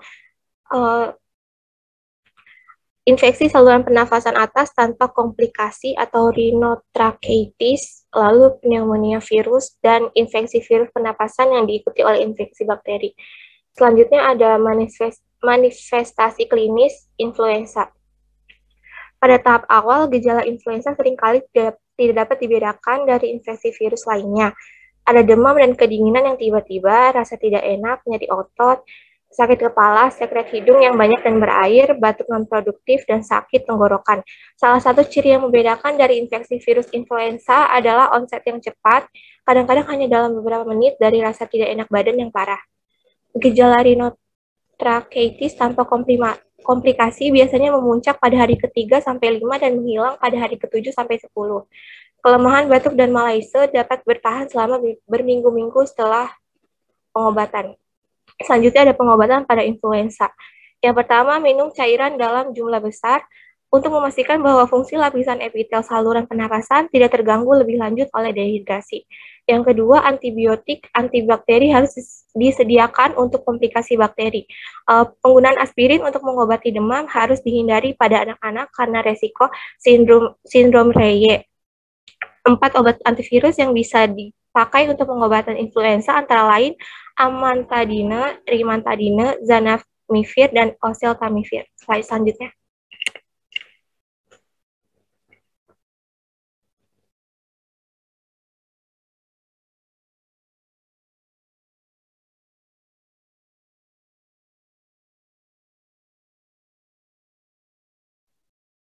Ketiga, anatomi fisiologi sistem kardiovaskular. Next. Sistem kardiovaskular. Sistem kardiovaskular terdiri dari organ utama yaitu jantung, penggabungan sistem pernafasan untuk oksigenasi, dan jaringan pembuluh darah yang rumit dan luas. Pembuluh limfatik, jalur metabolisme, dan jutaan sel yang menghasilkan efek aksi pemompaan dan aksi elektrik jantung. Jantung terdiri dari 3 lapisan utama, yaitu epikardium, miokardium, endokardium. Next.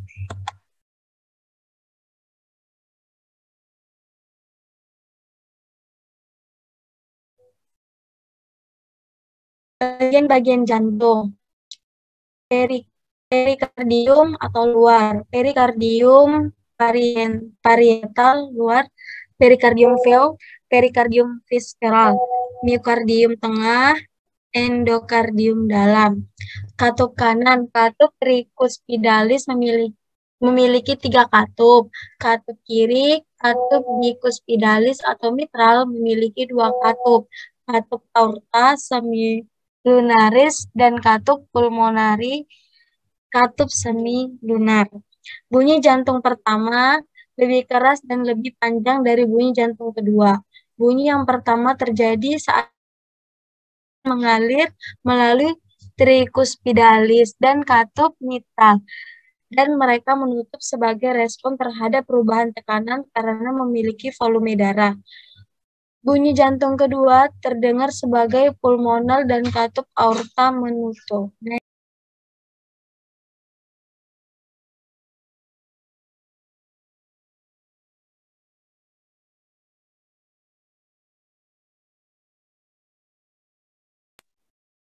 Sistem kardiovaskular. Fungsi sistem kardiovaskular mengalirkan material-material yang dibutuhkan sel meliputi pernafasan, pencernaan, dan lain-lain, mengeluarkan racun-racun yang berada di tubuh sebagai alat transportasi, mengangkut bahan-bahan yang dibutuhkan sel seperti oksigen, glukosa, dan lain-lain, serta membawa bahan sisa seperti CO2, urea untuk dibuang. Komponen sistem kardiovaskular, cairan yang ditransfer berbentuk darah, fasel pembuluh darah, organ utama yang akan memompa darah ke sistem pernapasan atau jantung. Jantung adalah organ berongga dan berotot. Next. Selanjutnya ada patofisiologi sistem kardiovaskuler. Yang pertama ada infark miokard. Etiologinya itu infark miokard biasa kita kenal sebagai serangan jantung, penyakit di mana adanya penyumbatan aliran darah menuju ke otot jantung. Karena adanya penyumbatan darah ini, maka tubuh akan kehilangan oksigen. Faktor resiko infark miokard ini termasuk penyakit jantung koroner atau CAD dan berkurangnya aliran oksigen ke miokardium. Ketidakcukupan mungkin disebabkan oleh hilangnya volume darah yang bersirkulasi yang membawa nutrisi dan oksigen ke miokardium dan dapat menyebabkan nekrosis jaringan. Lalu manifestasi klinisnya yang pertama nyeri dada yang digambarkan sebagai rasa terbakar, pita ketat di sekitar dada. Nyeri ini berlangsung lebih dari 30 menit. Lalu yang kedua, mungkin ada atau tidak ada radiasi rasa sakit dari dada ke bagian lain area tubuh. Jika menjalar lengan, punggung tengah, leher, rahang, dan bahu mungkin juga terasa sakit. Lalu ada sesak nafas, dispnea, kelelahan, dan gelisah karena berkurangnya oksigenasi. Lalu tes diagnostik infark miokard itu yang pertama ada kerja darah, kedua kemungkinan intervensi pada koroner, lalu ketiga tes diagnostik. Lalu intervensi keperawatan ada dua, yang pertama ada fase akut, jika pasien mengeluh nyeri dada, harap lakukan pemeriksaan EKG, lalu kedua mulai jalur intravena jika belum terpasang, lalu ketiga dudukan pasien tegak sebaiknya pada sudut 45 derajat, lalu ketiga kaji status pernapasan, dan terakhir ambil satu set tanda-tanda vital dan catat, lalu pantau tanda-tanda vital. Yang kedua ada fase pasca akut. Yang pertama, ajarkan pasien tanda dan gejala pada infark miokard, lalu kedua tinjau instruksi pemulangan, perawatan primer, tindak lanjuti ahli jantung.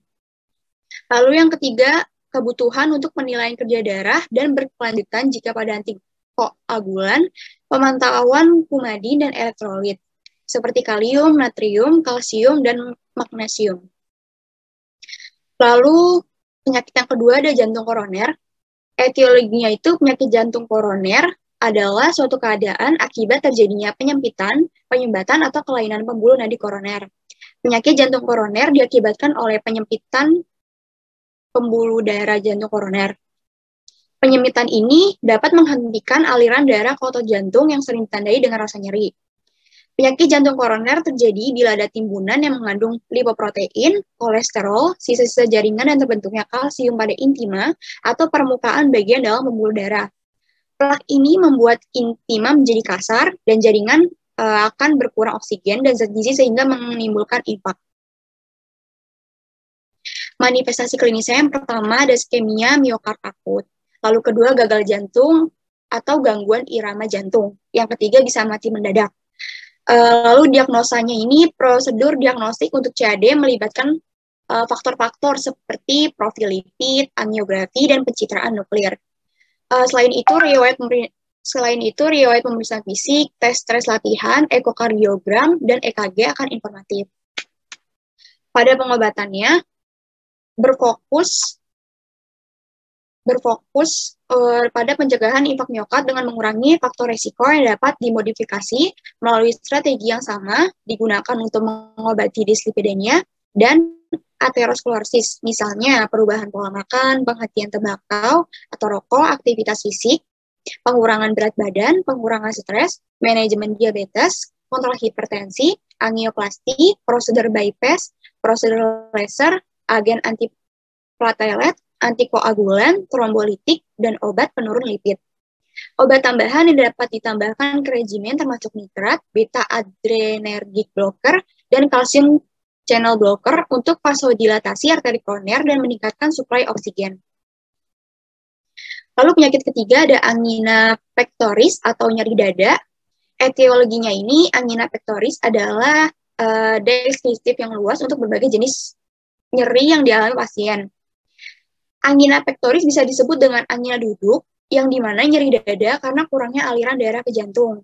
Ketika pasien merasakan angina, rasa sakit itu karena berkurangnya ketersediaan oksigen ke jaringan jantung yang semakin menuntut lebih banyak oksigen. Pada tingkat sel-sel jantung membutuhkan oksigen untuk mengangkut respirasi seluler yang diperlukan ke seluruh tubuh sistem. Manifestasi klinis yang pertama itu angina stabil. Pasien akan memberitahu Anda bahwa nyerinya dapat diprediksi. Rasa sakit biasanya terjadi setelah aktivitas seksual dan konsumsi makanan berat. Lalu yang kedua, varian atau princemetal.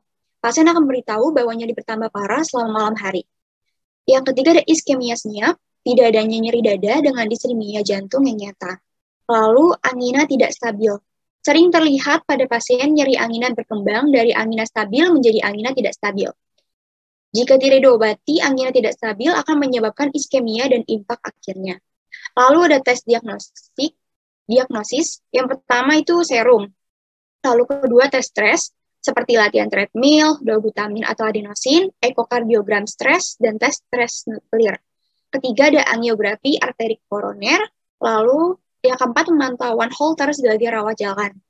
Intervensi keperawatan pada angina pectoris itu, yang pertama ada penilaian tanda vital pada klien, yang kedua dengan angina seperti halnya jenis nyeri lainnya, penilaian nyeri diperlukan seperti lamanya waktu, lokasi nyeri, frekuensi, dan faktor apa yang memicunya. Lalu yang ketiga penilaian hemodinamik jantung, seperti penelusuran EKG dan status kardiovaskuler. Lalu yang ketiga pengurangan presentasi psikososial yang mempengaruhi status jantung seperti stres, kecemasan, dan lainnya. Lalu posisi pasien yang tepat untuk memaksimalkan kapasitas paru-paru dengan reposisi yang sering meminimalkan status sekresi. Lalu penyakit selanjutnya ada disrimia. Etiologinya itu disrimia adalah kelainan denyut jantung yang meliputi gangguan frekuensi atau irama atau keduanya. Disrimia dapat diidentifikasi dengan menganalisa gelombang EKG.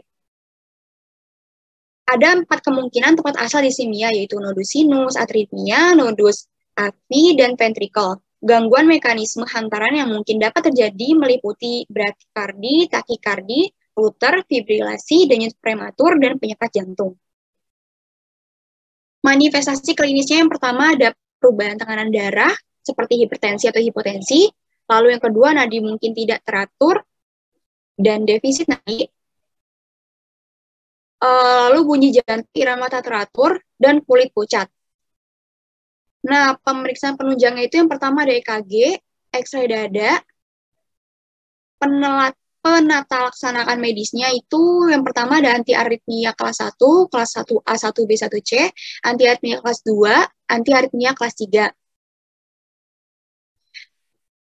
Lalu terapi mekanisnya itu ada kardioversi, kedua ada defibrilasi seperti kardioversi asinkronis yang digunakan pada keadaan gawat darurat, yang ketiga ada defibrilator, kardioverter, atau implantable. Lalu yang terakhir ada terapi pacemaker seperti alat listrik yang mampu menghasilkan stimulus listrik mengulang jantung untuk mengatur frekuensi jantung.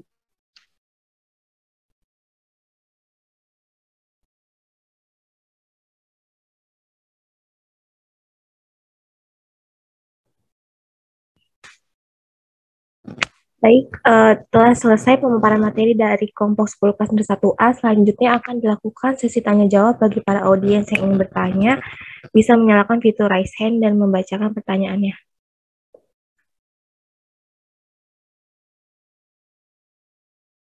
Baik, kepada Adinda Ramadhani, boleh dibacakan pertanyaannya. Baik, terima kasih moderator. Izin bertanya, sebelumnya izin memperkenalkan diri. Nama saya Dinda Ramadhani dari kelas 1A. Nah, pertanyaannya adalah, dalam PPT kelompok tadi itu kan dijelaskan virus influenza itu terdapat dari berbagai tipe, yaitu tipe A, B, dan C. Bisa dijelaskan lebih rinci mengenai ketiga jenis virus influenza tersebut? Terima kasih. Baik, terima kasih Adinda Ramadhani. Selanjutnya, Sania Hasanah boleh dibacakan pertanyaannya. Terima kasih moderator. Izin perkenalkan diri, saya Sania Hasanah dari NERS 1A. Izin bertanya, selain pencegahan pneumonia dijelaskan tadi, apakah ada cara perawatan atau pengobatan pada pneumonia? Sekian, terima kasih. Baik, terima kasih Sania atas pertanyaannya. Saya Rizky Harunisa dari kelompok 10A izin menjawab pertanyaan dari Adinda Ramadhani. Pertanyaannya itu, virus influenza terdapat dari berbagai tipe, yaitu tipe A, B, dan C. Bisa dijelaskan mengenai ketiga jenis virus influenza tersebut. Jadi tipe A itu merupakan virus penyebab influenza yang bersifat epidemik, lalu tipe B adalah tipe yang biasanya hanya menyebabkan penyakit yang lebih ringan dari tipe A dan kadang-kadang saja sampai mengakibatkan epidemik, lalu tipe C adalah tipe yang diragukan patogenitasnya untuk manusia, mungkin hanya menyebabkan gangguan ringan saja. Sekiranya seperti itu, Adinda, apakah bisa diterima jawabannya? Baik, Rizky, bisa diterima. Terima kasih. Baik, terima kasih, Adinda. Baik, izin masuk moderator, saya Rizka Permata, izin menjawab pertanyaan dari Sania Hasanah. Pertanyaan itu tadi selain pencegahan pneumonia, apakah ada pengobatan atau cara perawatan pada penyakit pneumonia? Jawabannya itu ada. Nah, pengobatan pada pneumonia ini diberikan sesuai penyebab dan tingkat keparahan kondisi. Misalnya, yang pertama ada obat antipiretik dan analgenik, seperti ibuprofen atau paracetamol untuk meredakan demam nyeri. Lalu yang kedua ada obat untuk meredakan batuk. Yang ketiga, obat antibiotik untuk mengatasi pneumonia yang disebabkan oleh infeksi bakteri. Lalu ada obat antivirus untuk mengatasi pneumonia yang disebabkan oleh infeksi virus. Dan obat anti jamur untuk mengatasi pneumonia yang disebabkan oleh infeksi jamur.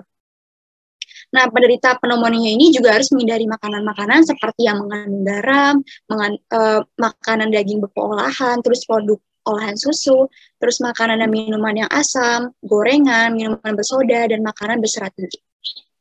Seperti itu jawabannya, Sania. Oke, terima kasih. Baik, demikian presentasi dari kelompok NERS 1A, kelompok 10 NERS 1A.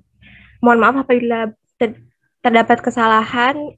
Untuk kelompok 10 NERS 1B dipersilakan.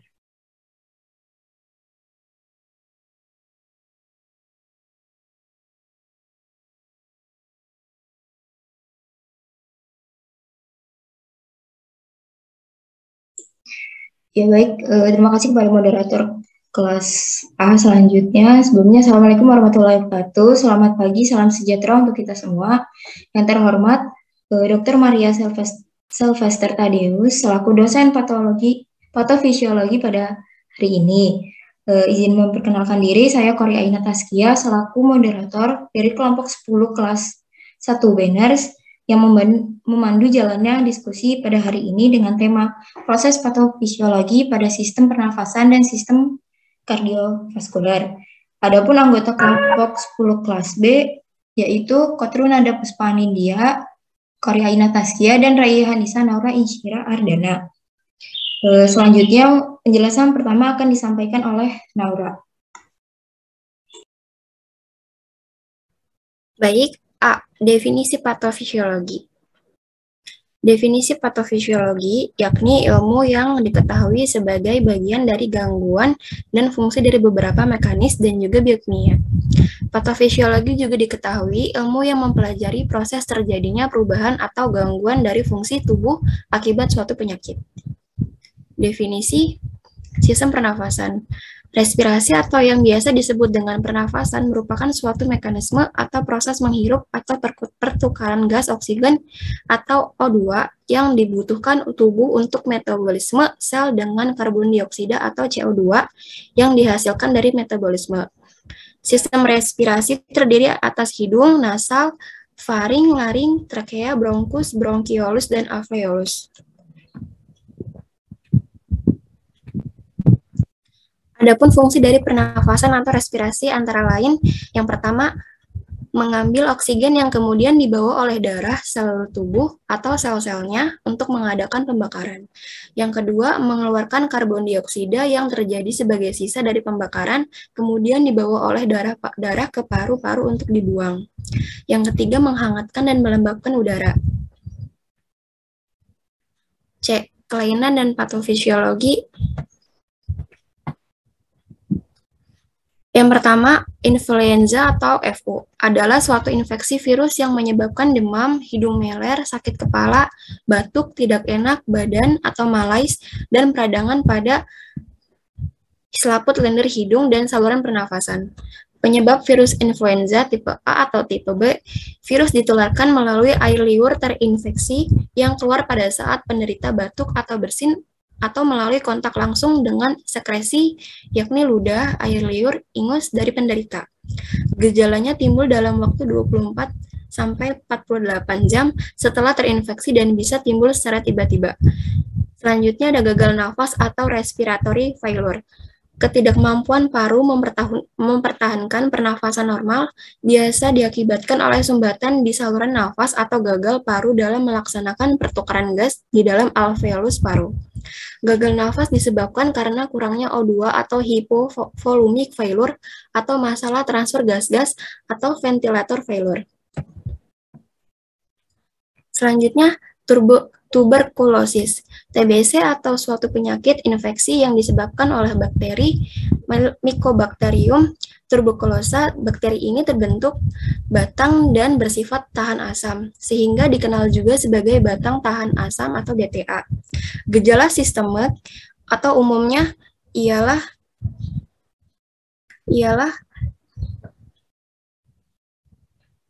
demam tidak terlalu tinggi yang berlangsung lama, biasanya dirasakan malam hingga disertai keringat malam. Kadang-kadang serangan demam seperti influenza dan bersifat hilang timbul, penurunan nafsu makan dan berat badan, batuk-batuk selama lebih dari 3 minggu atau dapat disertai dengan darah, perasaan tidak enak atau malaise atau lemah.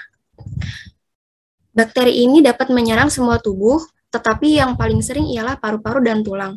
Penyakit ini menyebabkan proses difusi oksigen yang terganggu karena adanya bintik-bintik kecil pada dinding alveolus. Keadaan ini menyebabkan yang pertama, peningkatan kerja sebagai otot pernafasan yang berfungsi untuk pertukaran udara paru-paru. Yang kedua, mengurangi kapasitas vital dan kapasitas pernafasan. Yang ketiga, mengurangi luas permukaan membran pernafasan yang akan meningkatkan ketebalan membran pernafasan sehingga menimbulkan penurunan kapasitas difusi paru-paru. Selanjutnya, abses paru. Materi yang terinfeksi terperangkap dalam bronki kecil dan menyebabkan inflamasi. Obstruksi parsial bronkus mengakibatkan retensi sekresi di luar area obstruksi dan nekrosis jaringan. Jaringan paru yang mengalami nekrosis, klien batuk, dan terbentuk rongga berisi udara di dalam paru. Partikel makanan dan debris peringifa yang mengandung organisme aerobik dan anaerobik merupakan substansi yang paling sering teraspirasi. Pemeriksaan kultur sputum atau aspirasi transtrakeal penting dilakukan untuk menentukan organisme penyebab. Sputum juga diperiksa terhadap sel-sel tumor dan terhadap tuberkulosis serta organisme fungsi. Sebelum antibiotik dan kemoterapi spesifik ditemukan, abses paru adalah komplikasi yang cukup sering terjadi setelah pneumonia. Pneumonia yang disebabkan oleh aspirasi adalah penyebab pembentukan abses paling sering. Abses aspirasi biasanya berkaitan dengan pencandu alkohol, gangguan kejang, anestesia umum. Manifestasi klinik abses berupa dengan pneumonitis, yaitu demam, batuk, menggigil, pembentukan sputum, dan nyeri pleural. Abses paru terjadi setelah obstruksi bronkial yang disebabkan oleh tumor, benda asing, atau stenosis bronchus. Penyebab metastasis sel-sel kanker ke parenkim paru juga menyebabkan abses bronkoskopi dilakukan untuk spesimen guna pemeriksaan kultur. Selanjutnya ada asma. Asma ditandai dengan kontraksi yang kaku dari bronkiolus yang menyebabkan kesukaran bernafas. Asma adalah suatu penyakit kronik atau menahun yang menyerang saluran pernafasan, yaitu bronkiale pada paru, di mana terdapat peradangan atau inflamasi dinding rongga bronkiale sehingga mengakibatkan penyempitan saluran nafas yang akhirnya seseorang mengalami sesak nafas. Penderita asma saluran pernafasan memiliki sifat yang khas, yaitu sangat peka terhadap berbagai rangsangan seperti polusi udara atau asap, debu, zat kimia, serbuk sari, udara dingin, makanan, hewan berbulu, tekanan jiwa, bau atau aroma yang menyengat, misalnya parfum dan alerga. Selanjutnya ada bronkitis. Bronkitis adalah suatu peradangan pada bronkus atau saluran udara ke paru-paru. Penyebab bronkitis infeksiosa adalah virus, bakteri, yaitu terutama organisme yang menyerupai bakteri atau yang biasa disebut Mycoplasma pneumonia dan chlamydia. Bronkitis iritatif bisa disebabkan oleh berbagai jenis debu, asap dari asam kuat, amonia, berbagai pelarut organik, klorin, hidrogen sulfida, sulfur dioksida, dan bromin. Polusi udara yang menyebabkan iritasi ozon dan nitrogen dioksida, tembakau, dan rokok lainnya. Selanjutnya,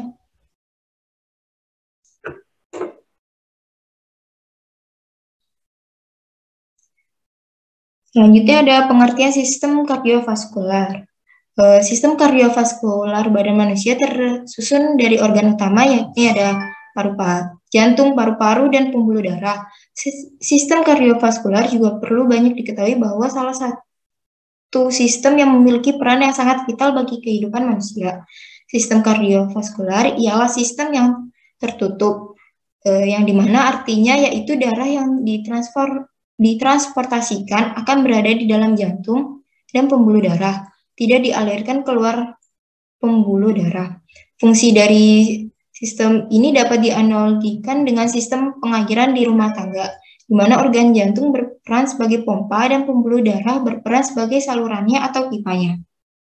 Selanjutnya,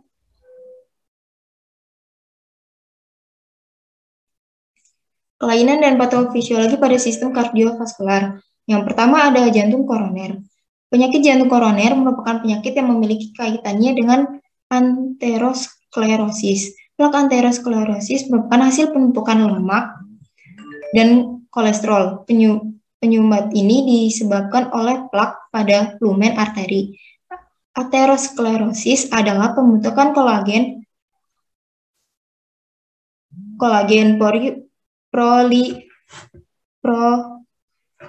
proliferasi sel otot polos serta tumpukan lemak yang mengakibatkan penyempitan yang terjadi pada lumen arteri.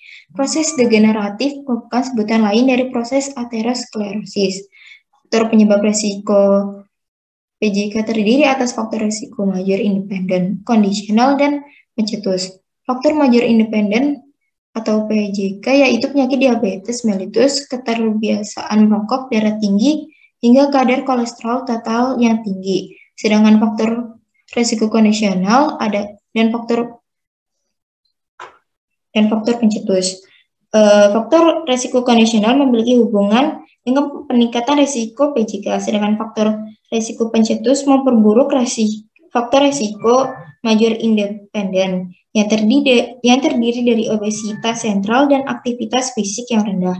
Namun, American Heart Association telah menambah obesitas sentral dan aktivitas fisik yang rendah menjadi faktor resiko major independen.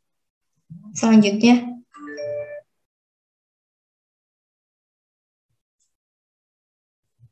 Selanjutnya ada stroke. WHO World Health Organization mengartikan bahwa stroke merupakan gangguan fungsional yang terjadi secara tiba-tiba pada otak dengan tanda dan gejala yang klinis, sehingga dapat mengakibatkan kematian yang disebabkan oleh gangguan peredaran darah. Menurut 6 cerebrovaskular dan neurogeriatri Perdosi tahun 1999,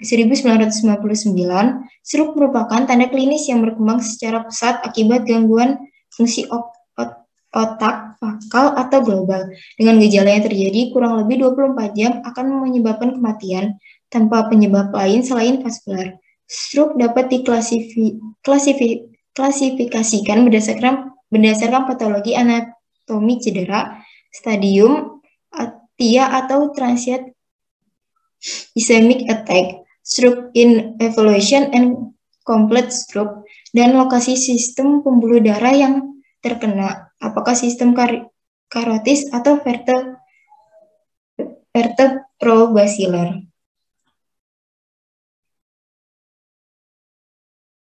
Selanjutnya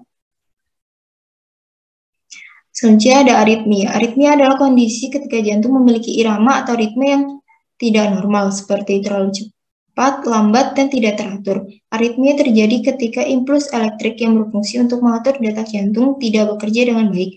Jika detak jantung tidak teratur, maka jantung tidak memompa cukup darah untuk memenuhi kebutuhan tubuh.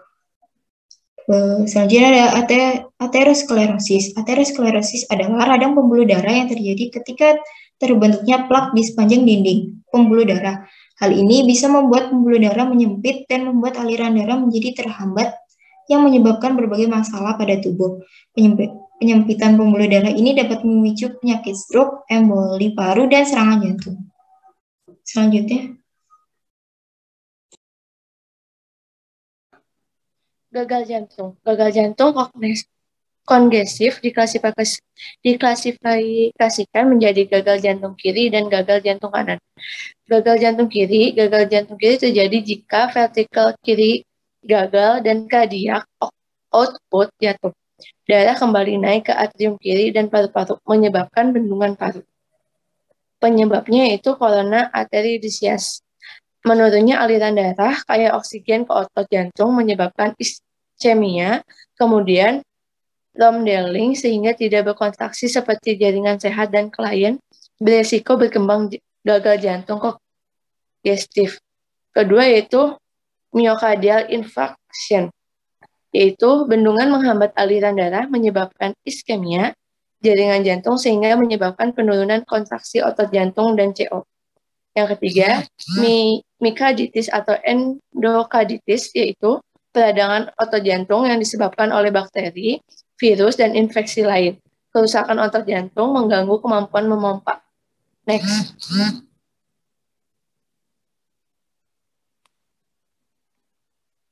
Fase terjadinya gagal jantung kiri. Yang pertama adalah peningkatan workload dan volume diastolik akhir melebar vertikal kiri karena kekurangan oksigen. Vertikal membesar dengan jaringan merenggang lebih dari jaringan fungsional. Pasien mungkin mengalami peningkatan HR, pucat, kulit dingin, mati rasa, di ekstremitas, penurunan CO, dan aritmia. Yang kedua, penurunannya fungsi vertikal kiri mengizinkan darah untuk mengumpul di vertikal dan atrium yang akhirnya kembali ke dalam vena pulmonal dan kapiler. Pasien mungkin mengalami dyspnea pada pengerahan tenaga, bingung, pusing, dan hipotensi. Yang ketiga, karena sirkulasi pulmonal menjadi merenggang, tekanan kapiler yang meningkat mendorong natrium dan air ke dalam ruang interstitial, menyebabkan edema pulmonal. Pasien mungkin mengalami batuk dan ditemukan retraksi subclavia, craklea, dyspnea, peningkatan tekanan arteri pulmonal, dan peningkatan partial CO2. Yang keempat, karena vertikal kiri tidak dapat menghandle peningkatan pengembalian vena, cairan berkumpul di sirkulasi pulmonal, memperburuk edema paru. Pemeriksaan mungkin menunjukkan suara nafas yang menurun, dullness pada perkusi, crackle, dan orthopnea. Kelima, vertikal kanan mungkin sekarang menjadi tertekan karena pompanya melawan tahanan vaskuler dan tekanan vertikal kiri. Bila ini terjadi, gejala pasien menjadi lebih buruk. Next. Gagal jantung kanan. Yang pertama, vertikal kanan yang tertekan membesar dengan pembentukan jaringan yang melenggang. Waktu konduksi yang meningkat dan deviasi jantung dari aksis normal dapat menyebabkan aritmias. Jika pasien belum mengalami gagal jantung kiri, mungkin ia mengalami peningkatan HF, kulit dingin, cyanosis, penurunan CO, palpitasi, dan dyspnea. Kedua, darah mengumpul di atrium dan vertikal kanan, darah naik, menyebabkan tekanan dan kongesti pada vena cava dan sirkulasi sistemik. Pasien mungkin mengalami peningkatan tekanan vena sentral, distensi vena jugularis, dan reflux hepatojugular. Yang ketiga, darah yang kembali naik juga menyebabkan distensi vena vertikal, khususnya vena hepatika, karena liver dan limpa menjadi membesar. Fungsinya menjadi terganggu. Pasien mungkin mengalami anoreksia, mual, nyeri abdominal, teraba limpa dan hati, kelemahan, dan dyspnea sekunder karena distensi abdomen. Next. Kesimpulannya yaitu, patofisiologi merupakan sebuah proses yang mempelajari tentang suatu gejala yang disebabkan oleh penyakit, baik fisik maupun biologis. Sistem pernafasan juga merupakan proses pertukaran oksigen dengan karbon dioksida yang dihasilkan dari proses metabolisme yang memiliki fungsi untuk mengalirkan darah ke seluruh tubuh. Sistem kardiovaskuler juga memiliki fungsi yang sangat penting, yaitu membawa darah dan zat-zat yang penting ke seluruh tubuh.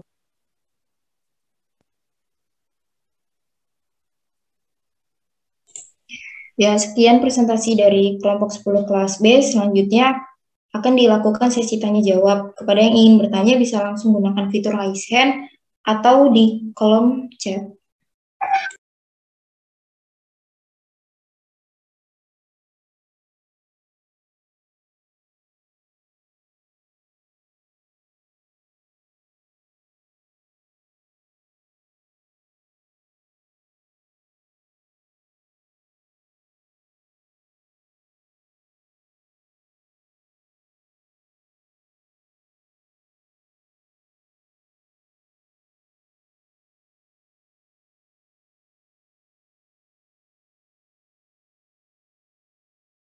Ya, kepada rekan kelompok saya yang ingin menjawab, dipersilahkan.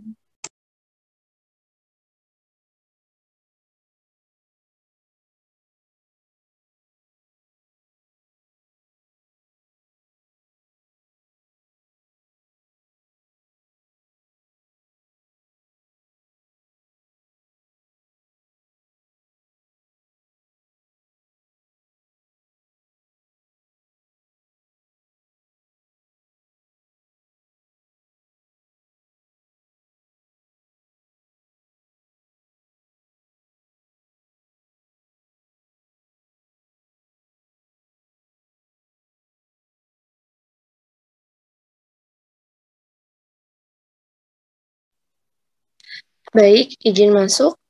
Saya akan menjawab pertanyaan dari Kurnia, yaitu mengenai penyakit efisema. Efisema itu kan penyakit paru-paru yang menyebabkan sesak nafas, yang menyebabkan seseorang sulit bernafas. Apakah tingkat oksigen seseorang bisa menentukan tingkat keparahan penyakit itu? Menurut saya tidak, karena tingkat oksigen hanya dapat memberitahu seberapa banyak oksigen yang dihirup dan seberapa banyak oksigen dalam darah, tetapi tidak memberitahu tingkat keparahan penyakit paru-paru. Sekian yang dapat saya jawab. Apakah cukup?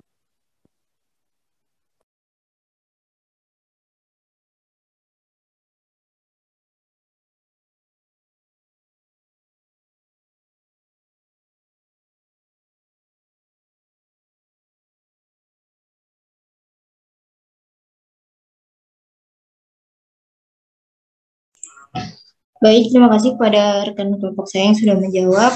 Sekian presentasi dari kelompok 10 kelas B. Selanjutnya saya serahkan kepada moderator kelas RKI. Presentasinya 10 menit aja ya, waktunya nggak keburu nih. Ini masih ada RKI, terus masih ada satu topik kan? Iya, Ibu. Ya, 10 menit aja biar cepet. Yuk.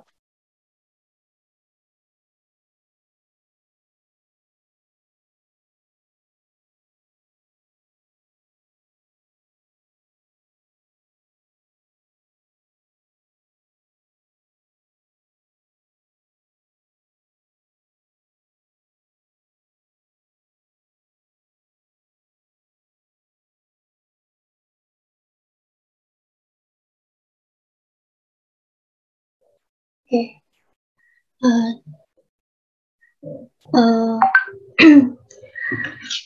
Pathophysiological process in the respiratory system and cardiovascular system. Next slide. Jadi kami dari kelompok RKI ya, kelas 1 RKI, member grupnya ada saya sendiri, Ranti Salagipara sebagai moderator, lalu ada Raihana Khairul Hatika Patomo, dan Rena Syahani Devi. Next slide. Table of content. Definition respiratory system, anatomy of respiratory system, pathophysiology, definition cardiovascular system, anatomy of the cardiovascular system, and pathophysiology. First, definition respiratory system. Is a system in the human body, is a collection of organs that make up biological system that is used for the exchange of oxygen and carbon dioxide gases in the body or commonly referred to as breathing. Jadi simpelnya itu sistem respiratori ini adalah suatu organ yang membentuk suatu sistem biologi yang berguna untuk pertukaran gas oksigen dan karbon dioksida atau gampangnya disebut pernafasan. Bernafas. Humans breathe starting from the air that will enter through the nose or mouth, then through the throat, the air will enter the trachea and reach the lungs, and then there is a gas action where the oxygen will be absorbed by the blood vessels and distributed to all parts. Jadi yang ini menjelaskan rute pernafasan ya, yang dimana nanti di air di oksigen akan terjadi, di paru-paru akan terjadi pertukaran oksigen, dan oksigennya nanti akan diserap oleh peredaran darah lalu didistribusikan ke seluruh tubuh. Next slide. Ini untuk anatominya, ini untuk anatomi respiratory sistemnya bisa dilihat sendiri ya. Next slide. Then pathophysiology. Influenza is a disease caused by infection with influenza A or B viruses. Influenza itu suatu penyakit yang disebabkan oleh infeksi virus influenza A atau B. Influenza ini dapat diatasi dengan istirahat total dan banyak minum air aja, lalu konsumsi obat juga. Next is bronchitis is an inflammation of the bronchi due to a virus or bacteria that cause swelling of the air inlet to the lungs. Itu adalah suatu peradangan pada bronkus yang menyebabkan adanya pembengkakan pada jalan masuk udara ke paru-paru hingga jalan masuknya nanti jadi menyempit. Lalu bronkitis ini dapat diatasi dengan minum obat untuk meredakan batuk, antibiotik, dan obat kortikosteroid juga bisa untuk meringankan gejalanya gitu. Next is asthma is a chronic disease that causes inflation or narrowing of the airway, causing the sufferer to experience shortness of breath. Ini asma itu merupakan penyakit kronik yang menyebabkan adanya inflasi atau penyempitan jalan napas sehingga penderitanya itu nanti napasnya pendek gitu, sesak gitu. Lalu selanjutnya ada polyps, are benign drought or the mucous membrane in the nose. The cause of polyps is not known, but they usually occur due to swelling due to infection. Nah, polip ini merupakan pertumbuhan selaput lendir di hidung yang sifatnya jinak dan belum diketahui jelas apa penyebabnya, tapi biasanya terjadi karena pembengkakan akibat infeksi. Nah, ini dapat diatasi dengan menggunakan semprotan hidung atau dapat diobati dengan kortikosteroid. Selanjutnya ada the next is TBC is an infectious disease caused by bacterium Mycobacterium tuberculosis. Ini TBC itu suatu penyakit infeksi yang disebabkan oleh bakteri Mycobacterium tuberculosa. Nah, ini pengobatannya bisa dengan memeriksakan diri ke dokter dan juga mengkonsumsi obat ya sesuai anjuran dokter, kayak rifampicin dan teman-temannya. Lalu yang selanjutnya ada shortness of breath, difficulty in breathing that occurs during physical activity. Itu adalah susah bernafas pas lagi aktivitas. Lalu selanjutnya ada pneumonia or wet lung, biasanya kita sebut pneumonia paru-paru basah. Is a respiratory disease that occurs due to inflammation of lungs where the alveoli are infected by excess fluid or electrolyte. Nah, ini pneumonia itu penyakit yang terjadi karena adanya peradangan pada paru-paru di mana virus itu terinfeksi oleh cairan dan eritrosit yang berlebihan. Untuk gejalanya itu kayak gejala ringannya kayak batuk, sesak napas, atau flu berat. Next slide. Okay, next is pharyngitis is an inflammation of the pharynx causing pain when swallowing or a dry throat. Pharyngitis is usually caused by a viral, ini ada typo, virus or bacterial infection with Streptococcus pharyngitis. This disease can also be caused by smoking too often. Yang selanjutnya ada pharyngitis itu merupakan peradangan pada faring sehingga menimbulkan rasa nyeri saat menelan atau tenggorokannya terasa kering. Nah, ini biasanya disebabkan oleh infeksi virus atau bakteri Streptococcus. Nah, ini dapat diobati dengan mengkonsumsi obat